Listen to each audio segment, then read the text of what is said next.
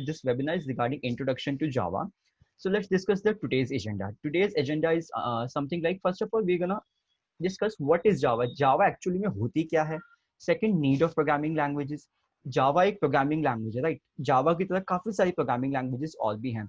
तो basically programming language की need क्या होती है, हमें ये भी पता होना चाहिए कि जावा लैंग्वेज हो गई है, C, C plus plus, C sharp हो गई, पाइथन हो गई, जावास्क्रिप्ट हो गई, इतनी सारी लैंग्वेजेस तो है हमारे पास, लेकिन उनकी नीड क्या है वो एक बार हम डिस्कस करेंगे. फिर हम ड्रॉबैक देखेंगे प्रीवियस प्रोग्रामिंग लैंग्वेजेस का. नाउ प्रीवियस प्रोग्रामिंग लैंग्वेजेस के ड्रॉबैक से मेरा क्या मतलब है. जावा प्रोग्रामिंग लैंग्वेज से पहले भी हमारे पास प्रोग्रामिंग लैंग्वेजेस थी जो अब भी काफी पॉपुलर है, वो है C and C plus plus, right. C और C plus plus programming languages जो थी उनमें कुछ ड्रॉबैक्स थे, उनकी कुछ लिमिटेशंस थी, जिसकी वजह से एक नीड आई कि एक नई प्रोग्रामिंग लैंग्वेज बनाते हैं जो उन सारे ड्रॉबैक्स को, उन सारी लिमिटेशंस को ओवरकम करेगी. Okay, now the fourth agenda is how Java overcome them. Java ने उन सारी लिमिटेशंस को कैसे ओवरकम किया, हम वो भी देखेंगे. And the last is basic Java program. हम एक अपना बेसिक जावा का प्रोग्राम बना के देखेंगे और उसको भी मैं एक्सप्लेन करूंगा कि पब्लिक स्टैटिक वॉइड मेन क्या होता है, क्लास क्या होता है, क्लास नेम क्या होता है, and all that shit. Okay, so let's begin. So first of all, what is Java? Java is a class-based, robust, multi-threaded, object-oriented programming language. ठीक है, ये काफी कॉम्प्लिकेटेड सी डेफिनेशन है कि जावा जो है क्लास बेस्ड है, रोबस्ट है, मल्टी थ्रेडेड है. Class based, robust, multi threaded, object oriented programming languages, ये जो 4-5 टर्म है, ये बेसिकली जावा के फीचर्स है. ठीक है, क्लास बेस्ड कैसे है ये अभी हम आगे डिस्कस करेंगे. रोबस्ट क्यों है, मल्टी थ्रेडेड क्या होता है, ऑब्जेक्ट ओरिएंटेड प्रोग्रामिंग क्या होता है, ये सारी चीजें जो मैंने बताई है सेशन के एंड तक एकदम क्लियर हो जाएगा. नाउ फर्स्ट ऑफ ऑल हम देखते हैं कि प्रोग्रामिंग लैंग्वेजेस की नीड क्या है. हमें पता तो चल गई जावा एक प्रोग्रामिंग लैंग्वेज है, उसके वो सारे फीचर्स हैं, लेकिन प्रोग्रामिंग लैंग्वेज की एक्चुअल में नीड क्या होती है, इसको एक एग्जांपल के थ्रू मैं एक्सप्लेन करता हूँ, राइट. सो लेट्स से कि एक लड़की है जेनी, एक है सैम. ठीक है, अब जेनी को और सैम को आपस में बात करनी है, तो वो बात कैसे कर सकते हैं. कोई ना कोई एक लैंग्वेज उनको यूज करनी पड़ेगी. लेट्स सपोज जैनी और सैम दोनों को इंग्लिश लैंग्वेज आती है. जैनी अगर हाई कहेगी तो सैम उसके रिस्पॉन्स में हेलो कह सकता है. It's a very simple example, but the main focus here is that कि दोनों को सेम लैंग्वेज आनी चाहिए. अगर जैनी को इंग्लिश आती है बट सैम को इंग्लिश नहीं आती है, तो वो उसका कुछ रिप्लाई नहीं दे पाएगा. रिप्लाई क्यों नहीं दे पाएगा, बिकॉज उसको कुछ समझ ही नहीं आएगा कि जेनी क्या बोलना चाह रही है. बट इस केस के अंदर दोनों को इंग्लिश लैंग्वेज आती है, इसलिए वो दोनों आपस में बात कर सकते हैं. Now let's just see the second case. Now jenny को कंप्यूटर के साथ बात करनी है. अब कंप्यूटर के साथ क्यों बात करनी है जेनी को कुछ इंस्ट्रक्शंस देनी है. जो काम वो मैनुअली कर रही है, कॉम्प्लेक्स कैलकुलेशंस है, वो कंप्यूटर के थ्रू करवाना चाहती है. जो काम मैनुअली हम ऑटोमेट कर सकते हैं, वो सारा काम कंप्यूटर के थ्रू करवाना चाहती है. इसलिए जेनी को कंप्यूटर से बात करनी है. बट द प्रॉब्लम है इज दैट जेनी अभी भी इंग्लिश ही बोल रही है. जेनी को इंग्लिश आती है, ठीक है, कंप्यूटर को इंग्लिश लैंग्वेज समझ ही नहीं आती है. तो क्या कंप्यूटर को हिंदी आती है? नहीं, कंप्यूटर को हिंदी भी नहीं आती है. Computer do not understand any human speakable language. Computer को कोई भी वो लैंग्वेज नहीं आती है जो हम इंसान बोलते हैं. तो कंप्यूटर को कौन सी लैंग्वेज समझ में आती है वो देखते हैं. Computer understands only binary language. Now ये बाइनरी लैंग्वेज क्या है? बाइनरी लैंग्वेज एक सिंपल टर्म्स में बताऊं तो 0 और 1 के कॉम्बिनेशन से एक लैंग्वेज बनी है. इसको हम कहते हैं बाइनरी लैंग्वेज. ये टर्म मे भी आपने पहले कभी सुना भी होगा कि लाइक नॉट जावा, कंप्यूटर को सिर्फ 0 1 0 1 समझ में आता है. ये पहले भी ऐसा था और अब भी ऐसे ही है. कंप्यूटर को बाइनरी लैंग्वेज के अलावा कुछ समझ में आता ही नहीं है. अब जब कंप्यूटर को बाइनरी लैंग्वेज समझ में आती है और यहाँ पे हमारी जो जेनी थी, जेनी को बाइनरी लैंग्वेज समझ में नहीं आती है. अब आपसे कोई कहे कि आपको कंप्यूटर पे अपना नाम टाइप करना है, लेट्स से सैम, तो सैम टाइप करने में कितना टाइम लगेगा? हार्डली 2 से 3 सेकंड लगेंगे. SAM, सैम टाइप हो गया. बट आपसे अगर कहे कि सैम को ना आप 0101 में कन्वर्ट करके उसके बाद कंप्यूटर को इंस्ट्रक्शन दो, तो कितना डिफिकल्ट होगा. पहले उसके स्काई वैल्यू निकाल या फिर उसके बाद उसको बाइनरी में कन्वर्ट करना है. जस्ट सैम को ही 01 में कन्वर्ट करके अगर कंप्यूटर को इंस्ट्रक्शन देगा सैम, तो हार्ड उसको ऑलमोस्ट 5 मिनट लग जाएंगे. ठीक है, और 0 की जगह 1 और 1 की जगह 0 हो गया तो उसका पूरा मीनिंग ही बदल जाएगा उसके नाम का. This is just a single word Sam. अगर हम कोई एप्लीकेशन बना रहे हैं बाइनरी लैंग्वेज को यूज करके, उसमें thousands of even lakhs of lines of code होगा. ठीक है, तो इतना बड़ा कोड है, वहां पे कहीं दिक्कत आ गई तो उसको डीबग करना बहुत डिफिकल्ट है कि सब जगह 01 01 01 है. तो आपको कैसे पता चलेगा कि कहाँ पे एरर आई है? ठीक है, तो ये प्रॉब्लम हम फेस करते थे. तो इसका सोल्यूशन हमारे पास आया प्रोग्रामिंग लैंग्वेजेस। अब प्रोग्रामिंग लैंग्वेजेस क्या करती हैं बेसिकली? प्रोग्रामिंग लैंग्वेज का काम अगर मैं बताऊं तो बहुत सिंपल है। प्रोग्रामिंग लैंग्वेज हमसे इंग्लिश में इंस्ट्रक्शंस लेती है, इंग्लिश लैंग्वेज में। अब इंग्लिश लैंग्वेज में प्रोग्रामिंग लैंग्वेज हमसे कैसे इंस्ट्रक्शन लेती है? इंस्ट्रक्शन इस तरीके से लेती है कि जो प्रोग्रामिंग लैंग्वेजेस है उनका सिंटेक्स जो है वो इंग्लिश है, ठीक है। अब ऐसा तो कोई है नहीं कि कोई लैंग्वेज है जिसमें हिंदी में हम करके कंस्ट्रक्शंस मतलब इंस्ट्रक्शंस देते हैं, लाइक इफ एल्स हो गया या फिर कोई भी कुछ भी हम बना रहे हैं तो सब कुछ इंग्लिश में ही होता है ना, हिंदी में तो नहीं होता कुछ। तो इसीलिए हम कह रहे हैं कि जेनी जो है वो इंग्लिश में प्रोग्रामिंग लैंग्वेज को इंस्ट्रक्शंस देती है और प्रोग्रामिंग लैंग्वेज उसको इंटरनली खुद ही 0101 में कन्वर्ट करके कंप्यूटर तक दे देती है। अब कंप्यूटर को डायरेक्टली समझ में आ जाता है कि जेनी क्या बोलना चाह रही है, तो वो उसके रिस्पॉन्स भी दे सकता है। फर्स्ट केस में ऐसा था कि जब जेनी डायरेक्टली बात कर रही थी कंप्यूटर से तो वो इंग्लिश में इंस्ट्रक्शन दे रही थी, तो कंप्यूटर को इंग्लिश नहीं समझ में आती, उसको 01 समझ में आती है। बट जब हमारे पास प्रोग्रामिंग लैंग्वेजेस आ गई, प्रोग्रामिंग लैंग्वेजेस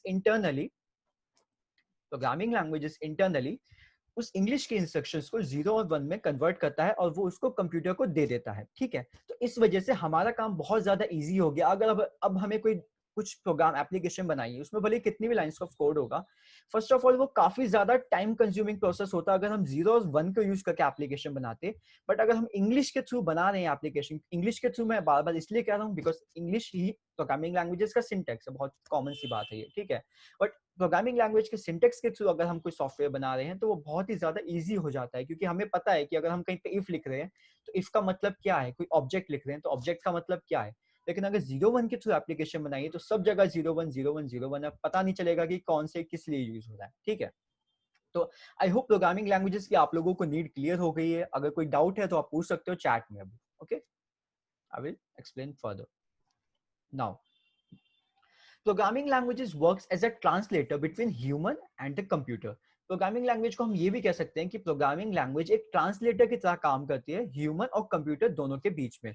अब ट्रांसलेटर की तरह काम क्यों कह रहे हैं? क्योंकि एक ट्रांसलेटर का काम क्या होता है, लेट्स सपोज आप किसी ऐसी कंट्री में गए हो जहाँ पे इंग्लिश और हिंदी दोनों नहीं बोली जाती है, ठीक है। आप वहां पे गए हो, अगर आपको वहां पे किसी से बात करनी है तो आप डायरेक्टली तो बात नहीं कर सकते। तो यहाँ पे एक ट्रांसलेटर का रोल आता है कि ट्रांसलेटर जो है, लेट्स सपोज आप किसी कंट्री में गए हो जहाँ पे जापानीज बोली जाती है, ठीक है, जापान में गए हो, वहाँ जापानीज बोली जाती है। अब आपको जापानीज नहीं आती है तो आप क्या करोगे? एक ट्रांसलेटर पकड़ोगे भाई कि मेरे को कहीं भी जाना है तो वो हमारे हमारे साथ चलेगा। लेट्स सपोज टूरिस्ट हो सकता है, टूरिस्ट गाइड जो होते हैं, आप एज ए टूरिस्ट गए हो, टूरिस्ट गाइड जो है वो ट्रांसलेटर होते हैं मोस्टली। तो वो जो भी अगर कहीं पे जाते हैं तो उसके हमें ट्रांसलेट करके हमें बता देते हैं। सिमिलरली जैसे अगर हम किसी रेस्टोरेंट में जाएंगे, अगर ट्रांसलेटर के साथ गए हैं तो हमें ऑर्डर तो नहीं दे सकते ना जापानीज रेस्टोरेंट में, हमें तो नहीं पता उसमें क्या कैसे है। तो हम ट्रांसलेटर को इंग्लिश में इंस्ट्रक्शन देंगे, ट्रांसलेटर उसको जापानीज में बताएगा, जापानीज में फिर उसको इंस्ट्रक्शन मिलेंगी ट्रांसलेटर को, ट्रांसलेटर हमें इंग्लिश में बता देगा। अब ट्रांसलेटर को दोनों लैंग्वेज आती है, इंग्लिश भी आती है, उसको जापानीज भी आती है। इसी तरीके से प्रोग्रामिंग लैंग्वेज भी को भी दोनों लैंग्वेजेस आती है। प्रोग्रामिंग लैंग्वेज को इंग्लिश भी आती है, प्रोग्रामिंग लैंग्वेज को बाइनरी लैंग्वेज भी आती है। इसी वजह से हम कह रहे हैं कि programming languages works as a translator between human and computer. Okay, now let's see. अब हमारा अगला एजेंडा था कि हम ड्रॉबैक डिस्कस करते हैं कि प्रोग्रामिंग लैंग्वेज तो हमारे पास पहले से भी थी, सी भी थी हमारे पास, C++ लैंग्वेज भी थी। तो उन दोनों लैंग्वेजेस में कुछ ड्रॉबैक्स हैं, उनमें कुछ लिमिटेशंस हैं जो अब भी हैं काफी हद तक, ठीक है। उसमें इंप्रूवमेंट्स आई है बट अभी भी काफी हद तक है, जिसकी वजह से नीड आई थी नई प्रोग्रामिंग लैंग्वेज बनाने की, दैट इज जावा, ठीक है। तो अब सी और C++ प्रोग्रामिंग लैंग्वेज की जो लिमिटेशंस थी वो ये है कि सी लैंग्वेज जो है वो प्लेटफॉर्म डिपेंडेंट है और फॉलो करती है प्रोसीजरल प्रोग्रामिंग अप्रोच को। अभी ये भाई प्लेटफॉर्म इंडिपेंडेंट क्या होता है, प्रोसीजरल प्रोग्रामिंग अप्रोच क्या होता है, ये अभी हम अगली स्लाइड में पढ़ेंगे। बट अब यहाँ पे अभी समझ लो कि सी लैंग्वेज प्लेटफॉर्म डिपेंडेंट है और प्रोसीजरल प्रोग्रामिंग अप्रोच को फॉलो करती है। C++ प्रोग्रामिंग लैंग्वेज भी हमारी प्लेटफॉर्म डिपेंडेंट प्रोग्रामिंग लैंग्वेज है और वो ऑब्जेक्ट ओरिएंटेड प्रोग्रामिंग अप्रोच को फॉलो करती है। यहाँ पे ऑब्जेक्ट ओरिएंटेड प्रोग्रामिंग अप्रोच क्या है ये भी हम डिस्कस करेंगे। यही हमारा मेन पूरे सेशन का ऑब्जेक्टिव है कि हमें पता चले कि ऑब्जेक्ट ओरिएंटेड प्रोग्रामिंग होती क्या है और उसकी एक्चुअल पावर क्या है, राइट। अब भाई प्लेटफॉर्म डिपेंडेंट का मतलब क्या होता है वो देखते हैं। इसको एक एग्जाम्पल के थ्रू एक्सप्लेन करूंगा मैं। लेट्स सपोज सैम है, सैम ने विंडोज ऑपरेटिंग सिस्टम को यूज करके एक सॉफ्टवेयर बनाया है, लाइब्रेरी मैनेजमेंट सिस्टम। अब लाइब्रेरी मैनेजमेंट सिस्टम आपने शायद कभी सुना भी होगा कि लाइब्रेरी में काफी सारे काम होते हैं जो मैन्युअली करने पड़ते हैं, रजिस्टर में उसकी सारी एंट्री करनी पड़ती है, कितनी बुक्स आई हैं, कितनी बुक्स इश्यू हुई हैं, कौन कौन सी बुक्स की शॉर्टेज है, किन बुक्स की स्टूडेंट से वापस लेनी है, उनका टाइम आ गया वापस रिटर्न करने का, बाकी सारी चीजें भी सब होती है। तो उसके लिए वो सारा काम जो मैनुअली करना पड़ रहा है, उसके लिए सैम ने लाइब्रेरी मैनेजमेंट सिस्टम बना दिया, एक सॉफ्टवेयर बना दिया, और उसने सोचा कि मैं स्कूल में जाके लाइब्रेरीज में जाके अपना ये सॉफ्टवेयर प्रेजेंट करूंगा और उनको ये बेचूंगा, उनको बताऊंगा कि इस सॉफ्टवेयर को अगर आपको यूज करोगे, जो आपको काम करने में 15 मिनट 20 मिनट 1 घंटा लग रहा है, इसमें विद इन क्लिक्स आपका हो जाएगा। आपको कुछ सर्च करना है तो आप उसमें रजिस्टर में पेजेस पलटते रहोगे कि हाँ भाई ये नाम कहाँ था, ये डेट कहाँ थी, ये कहाँ थी।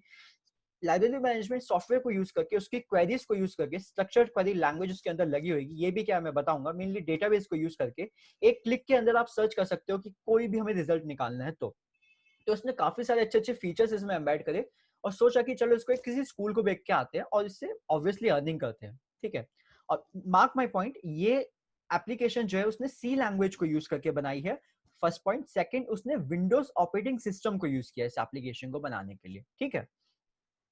नाउ अब सैम जो स्कूल के पास गया, Sam creates a library management system application in C language using Windows machine. वही सैम ने एक विंडोज मशीन को यूज करके लाइब्रेरी मैनेजमेंट एप्लीकेशन बनाई थी, और वो स्कूल के पास गया और उसने स्कूल को बताया कि मैंने एक एप्लीकेशन बनाई है, आपका जो भी काम आपको मैनुअली करना पड़ रहा है, मेरी एप्लीकेशन को यूज करो, इससे सारा काम आपका ऑटोमेट हो जाएगा। सैम ने वहां पे 1-1.5 घंटा लगाया, अच्छे से डेमो दिया कि हाँ ये प्रेजेंटेशन थी, ये काम आपको करना पड़ता है, ये एप्लीकेशन आपकी ये एरर सॉल्व कर देगी, ये प्रॉब्लम सॉल्व कर देगी, ये प्रॉब्लम सॉल्व कर देगी।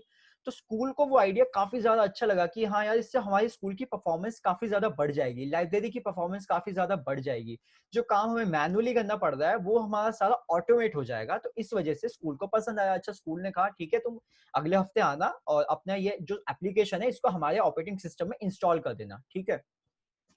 नाउ अब जब एप्लीकेशन को इंस्टॉल करने गया सैम, तो उसने देखा कि वहां पे जो ऑपरेटिंग सिस्टम यूज हो रहा है वो उनका है Mac operating system, Mac OS का, ठीक है। अब मार्क माय वर्ड, जो मैंने पहले बताया था कि सैम ने जब एप्लीकेशन यहाँ पे बनाई थी तो उसने सी लैंग्वेज को यूज करके बनाई थी, फर्स्ट पॉइंट। सेकंड, उसने विंडोज मशीन में बनाई थी, ठीक है। अब जो विंडोज होता है, हमारा विंडो ऑपरेटिंग सिस्टम हो गया, हमारा मैक ऑपरेटिंग सिस्टम हो गया, हमारा लाइनेक्स ऑपरेटिंग सिस्टम, या और भी कोई भी दुनिया के ऑपरेटिंग सिस्टम जो होते हैं, उसी को ही हम प्लेटफॉर्म कहते हैं, राइट। अब ये नहीं है कि हम खाली विंडोज को ही प्लेटफॉर्म कहेंगे, लाइनेक्स को नहीं कह सकते, मैक को नहीं कह सकते। सिंपल टर्म में ये कि कोई भी ओएस आप यूज करते हो, आपके डेस्कटॉप पे, आपके लैपटॉप में कोई भी ऑपरेटिंग सिस्टम जो इंस्टॉल हो रखा है, जिसको आप यूज करते हो, वो एक प्लेटफॉर्म है, ठीक है। और उसी प्लेटफॉर्म के ऊपर सारी एप्लीकेशन रन होती है, लाइक एमएस वर्ड हो गया, एमएस ऑफिस के सारे जो प्रोडक्ट्स हो गए, या कोई गेम हो गया, ब्राउजर हो गया, कुछ भी ए टू जेड सारी एप्लीकेशन उसी ब्राउजर, उसी प्लेटफॉर्म के ऊपर रन होती है, ठीक है। तो हमें पता चल गया कि प्लेटफॉर्म का मतलब क्या है। प्लेटफॉर्म मतलब है हमारा ऑपरेटिंग सिस्टम, जो विंडोज हो सकता है, लाइनेक्स, मैक, या कोई भी हो सकता है, ठीक है। अब ये डिपेंडेंट वर्ड का मतलब क्या है, ये हम देखेंगे। जो हम एप्लीकेशंस बनाते हैं, तो पहले हम ये देखते हैं, Sam failed to run the LMS just library management system in the Mac operating system because the language which he chooses to create the software is a platform dependent language, ठीक है। अब ये थोड़ा टर्म जो है काफी लोगों को मे भी समझ आ गया होगा, कि जिनको नहीं आया डोंट वरी, मैं बताता हूँ। इसमें यहाँ ये सैम की दिक्कत ये आई, जब सैम उस एप्लीकेशन को मैक ओएस में इंस्टॉल करने गया, तो उसको चलाने का ट्राई किया, चलाना तो छोड़ो, वो इंस्टॉल ही नहीं हुई। ऐसा क्यों हुआ? बिकॉज जो सामने एप्लीकेशन जो बनाई थी, वो उसने एक उस लैंग्वेज को यूज करके बनाई थी जो प्लेटफॉर्म डिपेंडेंट प्रोग्रामिंग लैंग्वेज है। और प्लेटफॉर्म डिपेंडेंट प्रोग्रामिंग लैंग्वेज का मतलब ये होता है कि अगर कोई भी लैंग्वेज प्लेटफॉर्म डिपेंडेंट है, तो जिस ऑपरेटिंग सिस्टम के ऊपर उस लैंग्वेज को यूज कर रहे हो, सिर्फ उसकी बनाई हुई एप्लीकेशन सिर्फ उसी ऑपरेटिंग सिस्टम में चलेगी। थोड़ा कॉम्प्लिकेटेड हो गया, तो मैं एक और बताता हूँ। जैसे यहाँ पे ये हमारी प्लेटफॉर्म डिपेंडेंट प्रोग्रामिंग लैंग्वेज है, राइट। इसने Windows machine, Windows operating system के ऊपर सी लैंग्वेज से, मतलब विंडोज ओएस यूज कर रहा है जैम, उसने विंडोज के ऊपर सी लैंग्वेज को इंस्टॉल किया और उससे एप्लीकेशन बनाई है। तो प्लेटफॉर्म डिपेंडेंट प्रोग्रामिंग लैंग्वेज से एप्लीकेशन बनाओगे तो वो उसी ऑपरेटिंग सिस्टम में चलेगी जिस ऑपरेटिंग सिस्टम में आपने बनाई है। तो मतलब लाइब्रेरी मैनेजमेंट सिस्टम बना ले, चाहे वो कोई हॉस्पिटल मैनेजमेंट सिस्टम बना ले, चाहे वो बैंकिंग एप्लीकेशन बना ले, चाहे वो कुछ सर्वर से रिलेटेड बना ले, कुछ भी बना ले, अगर प्लेटफॉर्म डिपेंडेंट प्रोग्रामिंग लैंग्वेज से बनाओगे तो वो सिर्फ उसी ऑपरेटिंग सिस्टम में चलेगी जिसमें आपने वो बनाई है, ठीक है। अब यहाँ पे उसने विंडोज ऑपरेटिंग सिस्टम में बनाई है, तो इस वजह से वो एप्लीकेशन अगर वो मैक में चलाएगा तो वो चल ही नहीं सकती है। तो ये काफी बड़ा ब्लंडर हो गया कि यार उसने इतना टाइम लगाया, क्योंकि एप्लीकेशन 1-2 दिन में नहीं बन जाती, महीने सालों लग जाते हैं एप्लीकेशन बनाने में, ठीक है। और उसने अकेले बनाई थी एप्लीकेशन, तो काफी ज्यादा उसने हार्ड वर्क किया, वो बहुत ज्यादा परेशान हो गया कि यार एक एप्लीकेशन बनाई थी मैंने विंडोज में और वो मैक ओएस में चल ही नहीं सकती, उसने ऐसी लैंग्वेज को यूज करके एप्लीकेशन बना दी, बहुत ज्यादा परेशान हो गया वो। अब इसका सॉल्यूशन क्या है, तो उसको एक एप्लीकेशन विंडोज के लिए बनानी पड़ेगी, एक एप्लीकेशन मैक ओएस के लिए बनानी पड़ेगी और एक एप्लीकेशन लाइनक्स के लिए बनानी पड़ेगी। और अगर आगे चल के और भी कोई नया ऑपरेटिंग सिस्टम आ गया जो काफी पॉपुलर है, तो उसके लिए सबके लिए अलग अलग एप्लीकेशन बनानी पड़ेगी। ठीक है, तो ये काफी ज्यादा मतलब प्रॉब्लम की बात है यार। अब मैं एक चीज को बनाऊंगा तो उसके पास विंडोज मशीन भी होनी चाहिए, उसके पास मैक ओएस भी होना चाहिए, उसके पास लाइनक्स भी होना चाहिए और दुनिया भर के सारे उसके पास ऑपरेटिंग सिस्टम होने चाहिए, तभी जाके वो अपनी एप्लीकेशन को बेच सकता है। सेकंड पॉइंट है उसके पास कि वो उसको एक तो एप्लीकेशन भी एक नहीं है, चलो ठीक है उसने विंडोज में बना दी, वो उस स्कूल को देखेगा या उस लाइब्रेरी को देखेगा जाके, उनके ऑपरेटिंग सिस्टम उसको चेक करना पड़ेगा कि यार एक तो मेरी एप्लीकेशन है, ये फीचर है, बट पहले तुम मुझे ये बता दो कि तुम विंडोज यूजर ही हो ना, तुम कोई और ऑपरेटिंग सिस्टम तो यूज नहीं करते। अगर उसने बोल दिया कि नहीं मैं मैक यूज करता हूँ स्कूल ने, या नहीं हम तो भाई लाइनक्स यूज करते हैं, तो वो पूरा ब्लंडर हो जाएगा, क्योंकि उसकी एप्लीकेशन चलेगी नहीं और सैम फिर से उदास होकर वापस आ जाएगा, क्योंकि वो एप्लीकेशन बिकेगी ही नहीं। अगर कोई आप सॉफ्टवेयर कोई एप्लीकेशन क्यों खरीदोगे जो आपके फोन में, जो आपके कंप्यूटर में चलेगी ही नहीं है, ठीक है, और एप्लीकेशन सस्ती नहीं होती है, 50,000 60,000 इवन लाख लाख काफी ज्यादा महंगी होती है एप्लीकेशन। ठीक है, सॉफ्टवेयर एप्लीकेशन बनाना इतना कोई आसान नहीं है, बनाना इजी है बट उसको खरीदना इतना आसान नहीं है, बिकॉज बहुत ही कॉस्टली होती है। प्रोसीजरल प्रोग्रामिंग अप्रोच बेसिकली एक प्रोग्रामिंग अप्रोच है जिसके अंदर हम कोई भी कोड लिखते हैं तो उसको प्रोसीजर्स के बेस में लिखते हैं। प्रोसीजर मतलब मेरा प्रोसीजर है एक कि मुझे अपनी एप्लीकेशन को डेटाबेस के साथ कनेक्ट करना है, तो ये एक प्रोसीजर हो गया। ठीक है, अब हो सकता है मैं एक जगह एक किसी डॉट सी की क्लास सी की किसी एक उस not the class dot C file में किसी एक में यूज कर रहा हूँ, हो सकता है मैं किसी दूसरी में भी यूज कर रहा हूँ, तो मुझे सेम कोड वो दोबारा उसमें करना, दूसरी फाइल में भी वो सारा कोड लिखना पड़ेगा। जस्ट कॉपी पेस्ट की बात है। सो रीयूजेबिलिटी नहीं हो रही है कोड की वहां पे, क्यों? क्योंकि एक फाइल के अंदर मैंने यहाँ पे डेटाबेस कनेक्शन का यूज करना था तो यहाँ पे कोड लिख दिया, मेरे को दूसरी फाइल में करना तो वहां कोड कर दिया, तो सब में कोड की रिपीटेशन आएगी, वहां पे कुछ कोड की रीयूजेबिलिटी है ही नहीं। सुनने में तो आसान लगता है कि हाँ जस्ट हम कॉपी पेस्ट करके कर देंगे, बट उसको उसकी वजह से कोड हमारा बहुत ज्यादा लेंदी हो जाएगा। जो काम 100 लाइन में हो जाएगा अगर रीयूजेबिलिटी से, अगर रीयूजेबिलिटी नहीं प्रोवाइड करती है वो अप्रोच या वो प्रोग्रामिंग लैंग्वेज, तो वो सेम काम हमारा 200 300 400 500 उसमें लाइन में होगा। इससे हमारी प्रोग्राम की एफिशिएंसी रिड्यूस होगी। जब कोड ऑफ मतलब लाइंस ऑफ कोड ज्यादा होगा तो डेफिनेटली हमारा प्रोग्राम भी स्लो होगा। ठीक है, तो हमारी रीयूजेबिलिटी नहीं है बिल्कुल भी सी प्रोग्रामिंग लैंग्वेज को यूज करके अगर हम एप्लीकेशन बनाते हैं, कोड बहुत ज्यादा लेंदी हो जाएगा। Third, difficult to debug. अब डिबग मतलब क्या होता है कि अगर सिंपल वे में बताता हूँ, ज्यादा कॉम्प्लिकेटेड नहीं करूंगा। डिबग मतलब आप कोई एप्लीकेशन बना रहे हो, उसमें कोई दिक्कत आ गई है या उसकी टेस्टिंग चल रही है, उसमें डिबगिंग चल रही है, तो हम उसमें देखते हैं कि कोई एरर तो नहीं आ रही कि हम भाई इस एप्लीकेशन को क्लाइंट को डिलीवर करेंगे तो उसमें कुछ एरर तो नहीं आ रही है ना, सारी फंक्शनैलिटी सारे जो भी उसके पार्ट्स हैं, यहाँ क्लिक करने पे बटन वगैरह सब सही चल रहे हैं, डेटाबेस कनेक्शन वगैरह सही हो रहा है, सर्वर से सब कुछ सही चल रहा है, तो ये सब हम चीजें देखते हैं। तो डीबग में इतनी ज्यादा डिफिकल्टी हो जाएंगी, जहां कोड 1000 लाइन का है वहां अगर 2 या 2.5 3 हजार लाइन का हो रहा है, तो अगर उसको ढूंढना फिर से डिफिकल्टी हो जाएगी। 0 1 वाला केस तो हट गया, बट इतनी सारी लाइन का कोड होगा तो हमें देखने में तो फिर भी दिक्कत आएगी ना। अब एक साइड है आपके पास, मैं आपको कहूँ कि एक एप्लीकेशन है जिसमें 1000 लाइन का कोड है, उसमें से आपको कुछ निकालना है, और एक मैं कहूँ एक आपके पास 3000 लाइन की एप्लीकेशन है, सेम एप्लीकेशन है, तो किसमें जल्दी निकलेगा? ऑब्वियसली जिसमें कम लाइंस ऑफ कोड है उसकी आप कुछ भी, अगर मैं कोई आपको कोई पार्ट कहूंगा कि हाँ ये फंक्शन निकाल दो या ये कुछ निकाल दो उसमें से सर्च करके मुझे दो, तो जो 1000 लाइन का कोड है वो डेफिनेटली काफी ज्यादा जल्दी हो जाएगा 3000 लाइन के कोड से। तो यही हमारी प्रोसीजरल प्रोग्रामिंग अप्रोच के साथ दिक्कत होती थी। अब हमने दोनों लिमिटेशंस डिस्कस कर लिए हैं। सी की पहला तो प्लेटफॉर्म डिपेंडेंट है और दूसरा है हमारा प्रोसीजर प्रोग्रामिंग अप्रोच। अब C plus plus programming language की कुछ लिमिटेशंस देखते हैं। इसकी पहली लिमिटेशन या ड्रॉबैक हम कह सकते हैं वो ये है कि C plus plus programming language हमारी प्लेटफॉर्म डिपेंडेंट प्रोग्रामिंग लैंग्वेज है। सी प्लस प्लस भी प्लेटफॉर्म डिपेंडेंट है, तो मतलब मैंने जो सैम ने जो सी लैंग्वेज को यूज करके एलएमएस बनाया था, वो अगर सी प्लस प्लस में भी बनाएगा तो भी वही ब्लंडर आएगा उसके साथ, उसको सबके लिए अलग अलग बनानी पड़ेगी। बट यहाँ पे सी प्लस प्लस में एक फायदा अच्छा है कि ऑब्जेक्ट ओरिएंटेड प्रोग्रामिंग अप्रोच को यूज करता है। वो पीपी प्रोसीजरल प्रोग्रामिंग अप्रोच को पीपीए को यूज नहीं कर सकता, नहीं करता है। मतलब अगर मैं ऑब्जेक्ट ओरिएंटेड प्रोग्रामिंग अप्रोच को यूज करूंगा और अगर मैं सी प्लस प्लस में कोई एप्लीकेशन बनाऊंगा तो उसमें कोड की रीयूजेबिलिटी होगी। रीयूजेबिलिटी होगी तो कोड की number of lines of code कम होएगा, लेंदी कोड नहीं होएगा। लेंदी कोड नहीं होएगा तो डिफिकल्टी डीबग में बिल्कुल नहीं आने वाली है। ठीक है, तो अब ये ऑब्जेक्ट ओरिएंटेड प्रोग्रामिंग क्या चीज आ गई भाई, हम इसको भी देखते हैं। ऑब्जेक्ट ओरिएंटेड प्रोग्रामिंग के मेन यही, अगर फीचर्स तो उसके एक्चुअली काफी सारे हैं, अगर मैं सिंपल टर्म में बताऊं इसके फीचर्स बता रहा हूँ भाई, ऑब्जेक्ट ओरिएंटेड प्रोग्रामिंग की डेफिनेशन या टर्म उसको क्या कहेंगे वो बताऊंगा। इसके फीचर्स ये होते हैं, इसकी रीयूजेबिलिटी, इसमें हम ऑब्जेक्ट ओरिएंटेड प्रोग्रामिंग जो है वो ऐसे फीचर्स हमें प्रोवाइड करती है जिसकी वजह से हम कोड को रीयूज कर सकते हैं।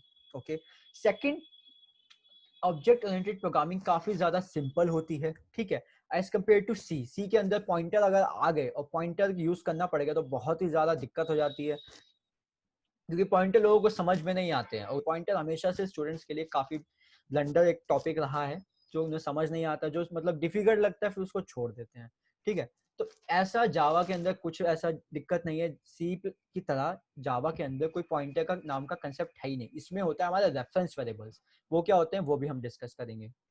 थर्ड पॉइंट है, Java programming language is platform independent programming language. अब इसका मतलब क्या है, प्लेटफॉर्म डिपेंडेंट तो हमने सुना था, अब प्लेटफॉर्म इंडिपेंडेंट क्या होता है भाई, प्लेटफॉर्म मतलब तो वही ऑपरेटिंग सिस्टम ही है, लेकिन इंडिपेंडेंट का मतलब यहाँ पे है कि अगर सैम किसी एप्लीकेशन को, I think I have example, या प्लेटफॉर्म इंडिपेंडेंट का मतलब क्या होता है, Sam creates a library management system application in Java language using the Windows machine. अब सैम ने दोबारा से वही एप्लीकेशन सोचा, यार चलो अब जावा से बना के देखते हैं कि इसमें क्या होता है। उसने जावा से जब वो एप्लीकेशन बनाई है और विंडोज मशीन को यूज करके बनाई है, तो उसका उसको फायदा ये हुआ कि वो जो सॉफ्टवेयर बन के आए, वो जो एप्लीकेशन बन के आई है जो विंडोज में बनी है, वो विंडोज में तो चलेगी चलेगी, वो सेम एप्लीकेशन लाइनेक्स में चल जाएगी, वो सेम एप्लीकेशन मैक ओएस में चल जाएगी, और वो सेम एप्लीकेशन दुनिया भर के किसी भी ऑपरेटिंग सिस्टम में चल जाएगी। तो मतलब सैम को दोबारा दोबारा एप्लीकेशन बनाने की जरूरत नहीं है, सैम को कोई ऐसा क्लाइंट ढूंढने की जरूरत नहीं है कि जिसने विंडोज ही यूज करता हो, उसी को एप्लीकेशन भेज सकता है। यहाँ पे ऐसा नहीं है कि जस्ट विंडोज में ही ऐसा होता है, अगर यहाँ पे विंडोज की जगह मैक हो सकता है, लाइनेक्स हो सकता है, कोई भी ऑपरेटिंग सिस्टम उठा लो, किसी में भी एप्लीकेशन बनाओ किसी भी ऑपरेटिंग सिस्टम में चलेगी। इसलिए ये हम सिंपल कह देते हैं, और इसीलिए हम इसको प्लेटफॉर्म इंडिपेंडेंट कहते हैं। इंडिपेंडेंट का मतलब यही है कि भाई किसी भी एप्लीकेशन, किसी भी ऑपरेटिंग सिस्टम में एप्लीकेशन बनाओ, किसी भी ऑपरेटिंग सिस्टम में चल रही है। ओके, नाउ तो जावा प्रोग्रामिंग लैंग्वेज जो है हमारी, वो हमारी प्लेटफॉर्म इंडिपेंडेंट तो है, और साथ साथ वो ऑब्जेक्ट ओरिएंटेड भी है। अब भाई दो बार ऑब्जेक्ट ओरिएंटेड आ गया, हमें फीचर्स तो पता चले गए, ऑब्जेक्ट ओरिएंटेड होता क्या है। Object oriented programming language is a language in which everything is represented in the form of object. उस प्रोग्रामिंग लैंग्वेज के अंदर ऐसा होता है, जो भी ऑब्जेक्ट ओरिएंटेड होती है उसके अंदर सब कुछ ही ऑब्जेक्ट के फॉर्म में रिप्रेजेंट होता है। अब भैया ऑब्जेक्ट क्या होता है, प्रोग्रामिंग टर्म को साइड करो, लैंग्वेजेस सब कुछ हटाओ, ऑब्जेक्ट हमारे, हम चारों तरफ ऑब्जेक्ट से घिरे पड़े हैं। हम अभी लैपटॉप या मोबाइल में आप ये सेशन देख रहे होगे, ठीक है, वो ऑब्जेक्ट है, ठीक है। जो भी नॉन लिविंग थिंग है वो ऑब्जेक्ट है, जो लिविंग थिंग है वो ऑब्जेक्ट है, जो आप फील कर सकते हो वो ऑब्जेक्ट है, जो भी हमें दिख रहा है फील कर सकते हैं सब कुछ हमारा ऑब्जेक्ट है, ठीक है। मैं भी ऑब्जेक्ट हूँ, आप भी ऑब्जेक्ट हो, बॉटल, फोन, सब कुछ, ईयरफोन्स, फैन, लाइट, एसी, सब हमारा ऑब्जेक्ट होता है। इसी ऑब्जेक्ट को हम डायरेक्टली उठा के जावा प्रोग्रामिंग लैंग्वेज के अंदर लेके आ सकते हैं, जिससे काफी ज्यादा सिंपल हो जाती है प्रोग्रामिंग। सिंपल कैसे हो जाती है वो भी हम देखेंगे। तो ऑब्जेक्ट आइडेंटिटी का मतलब क्लियर हो गया ना। अगर किसी को कुछ डाउट हो है बीच में, लास्ट में हमारा मतलब कि डाउट सेशन होगा, कि अगर पूरे पढ़ाए हुए में कुछ भी डाउट होएगा, या मैं एक प्रोग्राम भी बना के देखेंगे हम, उसमें भी कुछ डाउट होगा, या तो आप बीच में पूछ सकते हो या फिर एंड में भी पूछ सकते हो। Okay, so now let's see, अब हम एक बेसिक जावा का प्रोग्राम बना के देखते हैं कि भाई जावा के प्रोग्राम में होता क्या है, जावा का प्रोग्राम बनता कैसे है। Okay, now syntax for creating a class. Now Java के अंदर अगर हमें कुछ भी प्रोग्राम लिखना है ना, हमें कुछ भी कोडिंग करनी है जावा के अंदर, तो वो सारा का सारा क्लास के अंदर ही करना पड़ेगा। क्लास, इंटरफेसेस, जावा में मेन दो यही होते हैं। इंटरफेसेस का मैं कंसेप्ट नहीं छेड़ूंगा, हम जस्ट क्लास डिस्कस करेंगे। क्लास में ही हमें कुछ भी कोड लिखना है, हमें कुछ वेरिएबल डिफाइन करने हैं, हमें फंक्शन लिखने हैं, लूप लिखना है, ऑब्जेक्ट बनाने हैं, कंस्ट्रक्टर बनाना है, कंस्ट्रक्टर कॉल करना है, कंस्ट्रक्टर चेनिंग करनी है, कुछ भी दुनिया भर के हमें ऊप्स के सारे, जो भी ऊप्स के हमारे फीचर्स होते हैं, polymorphism, inheritance, abstraction, encapsulation, data shadowing, data hiding, upcasting, downcasting, बहुत बड़ी है जावा।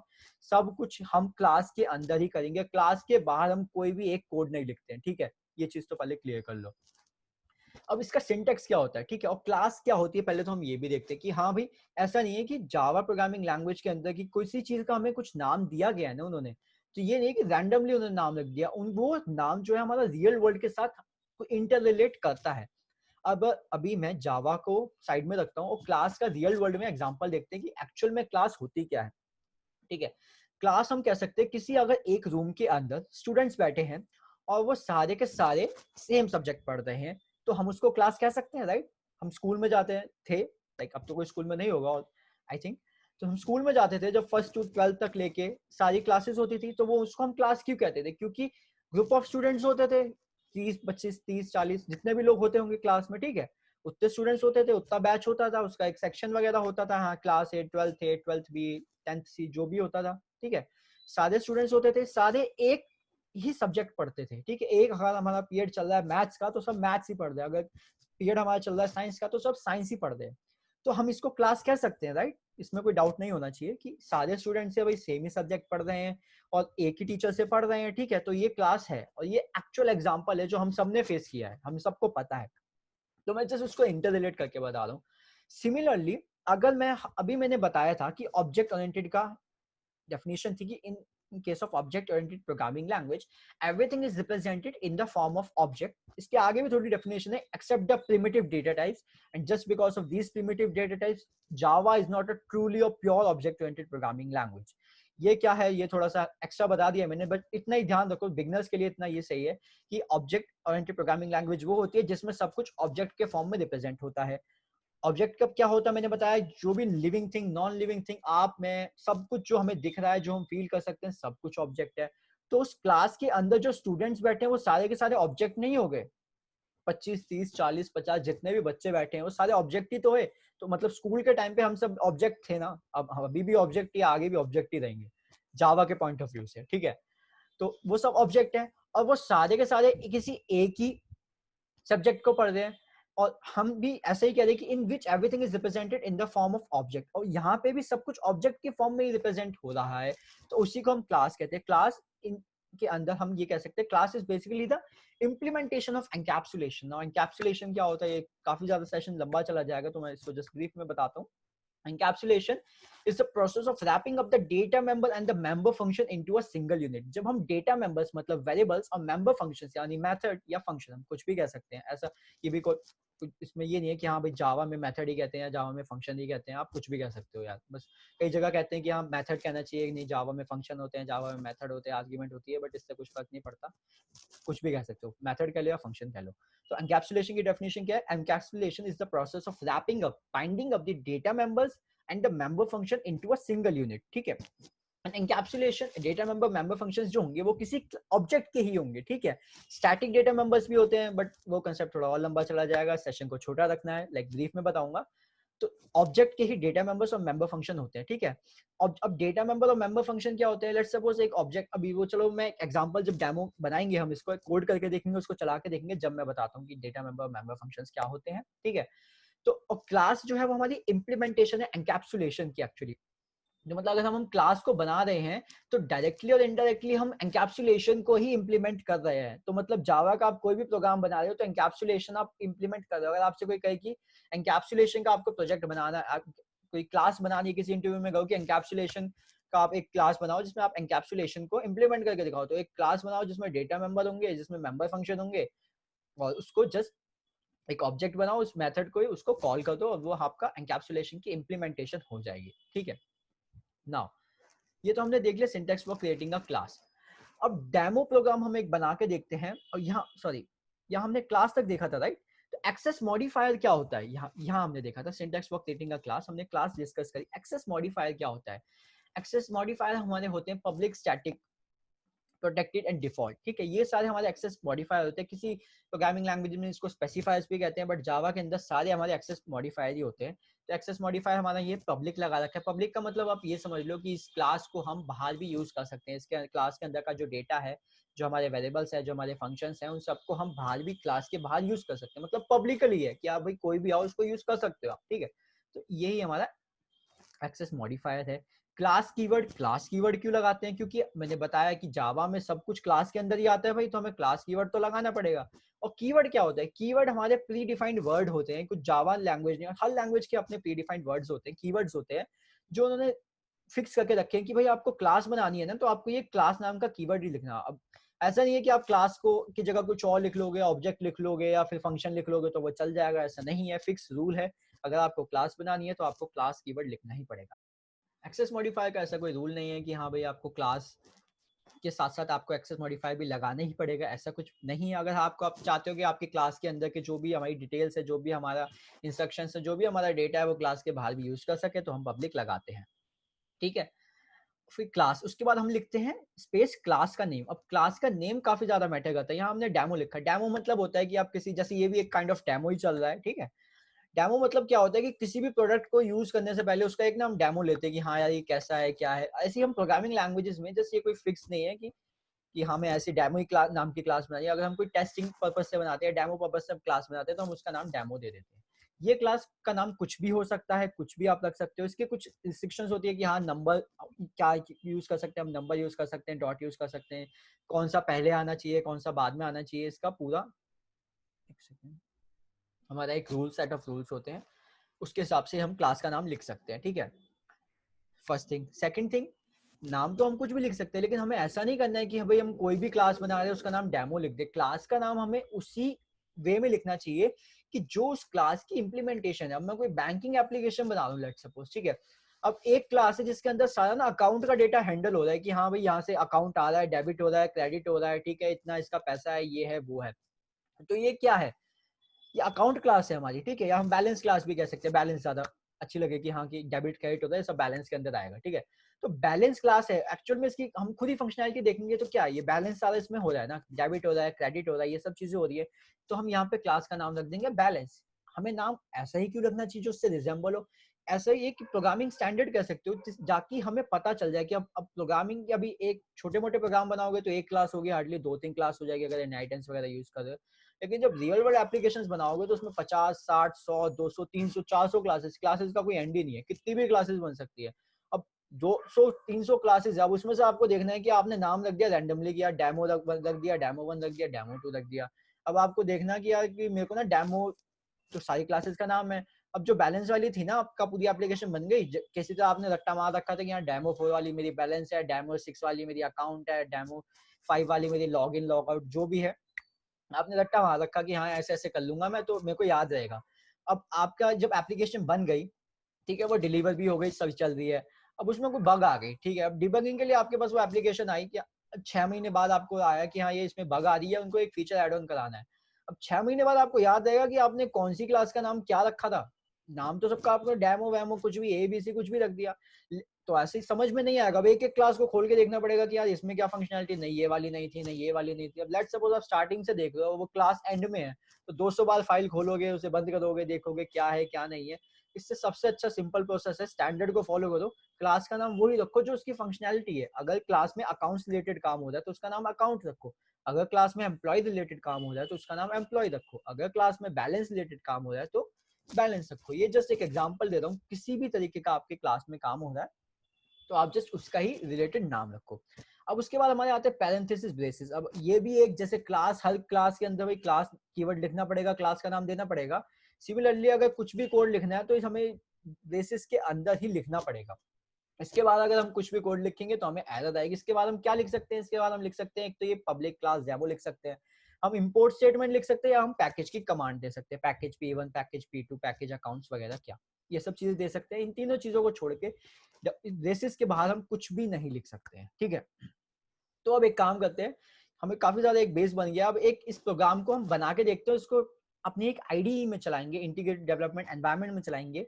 वो एक सॉफ्टवेयर होता है काइंड ऑफ, जिसमें हम डेवलपमेंट काफी ज्यादा इजी कर सकते हैं। वैसे बिगनर्स के लिए ये बहुत रिकमेंडेड है कि पूरी कोर जावा जब मैंने सीखी थी, like back in to 2017 I think, 2017 और 2018, तो मैंने पूरी core Java, in fact advance Java के मिडल तक भी मैंने नोटपैड ही यूज किया था। बिकॉज आप जब नोटपैड पे एप्लीकेशन या नोटपैड पे प्रोग्रामिंग करते हो ना, तो वो आपको बैकग्राउंड वर्किंग पता चलती है। आप जावा को यूज करते हो, उनके कंपाइलर को, उसके जेवीएम को कॉल करते हो, तो आपको बैकग्राउंड वर्किंग पता चलती है। अब जावा क्या है इसको लेके कंफ्यूज मत होना, ठीक है।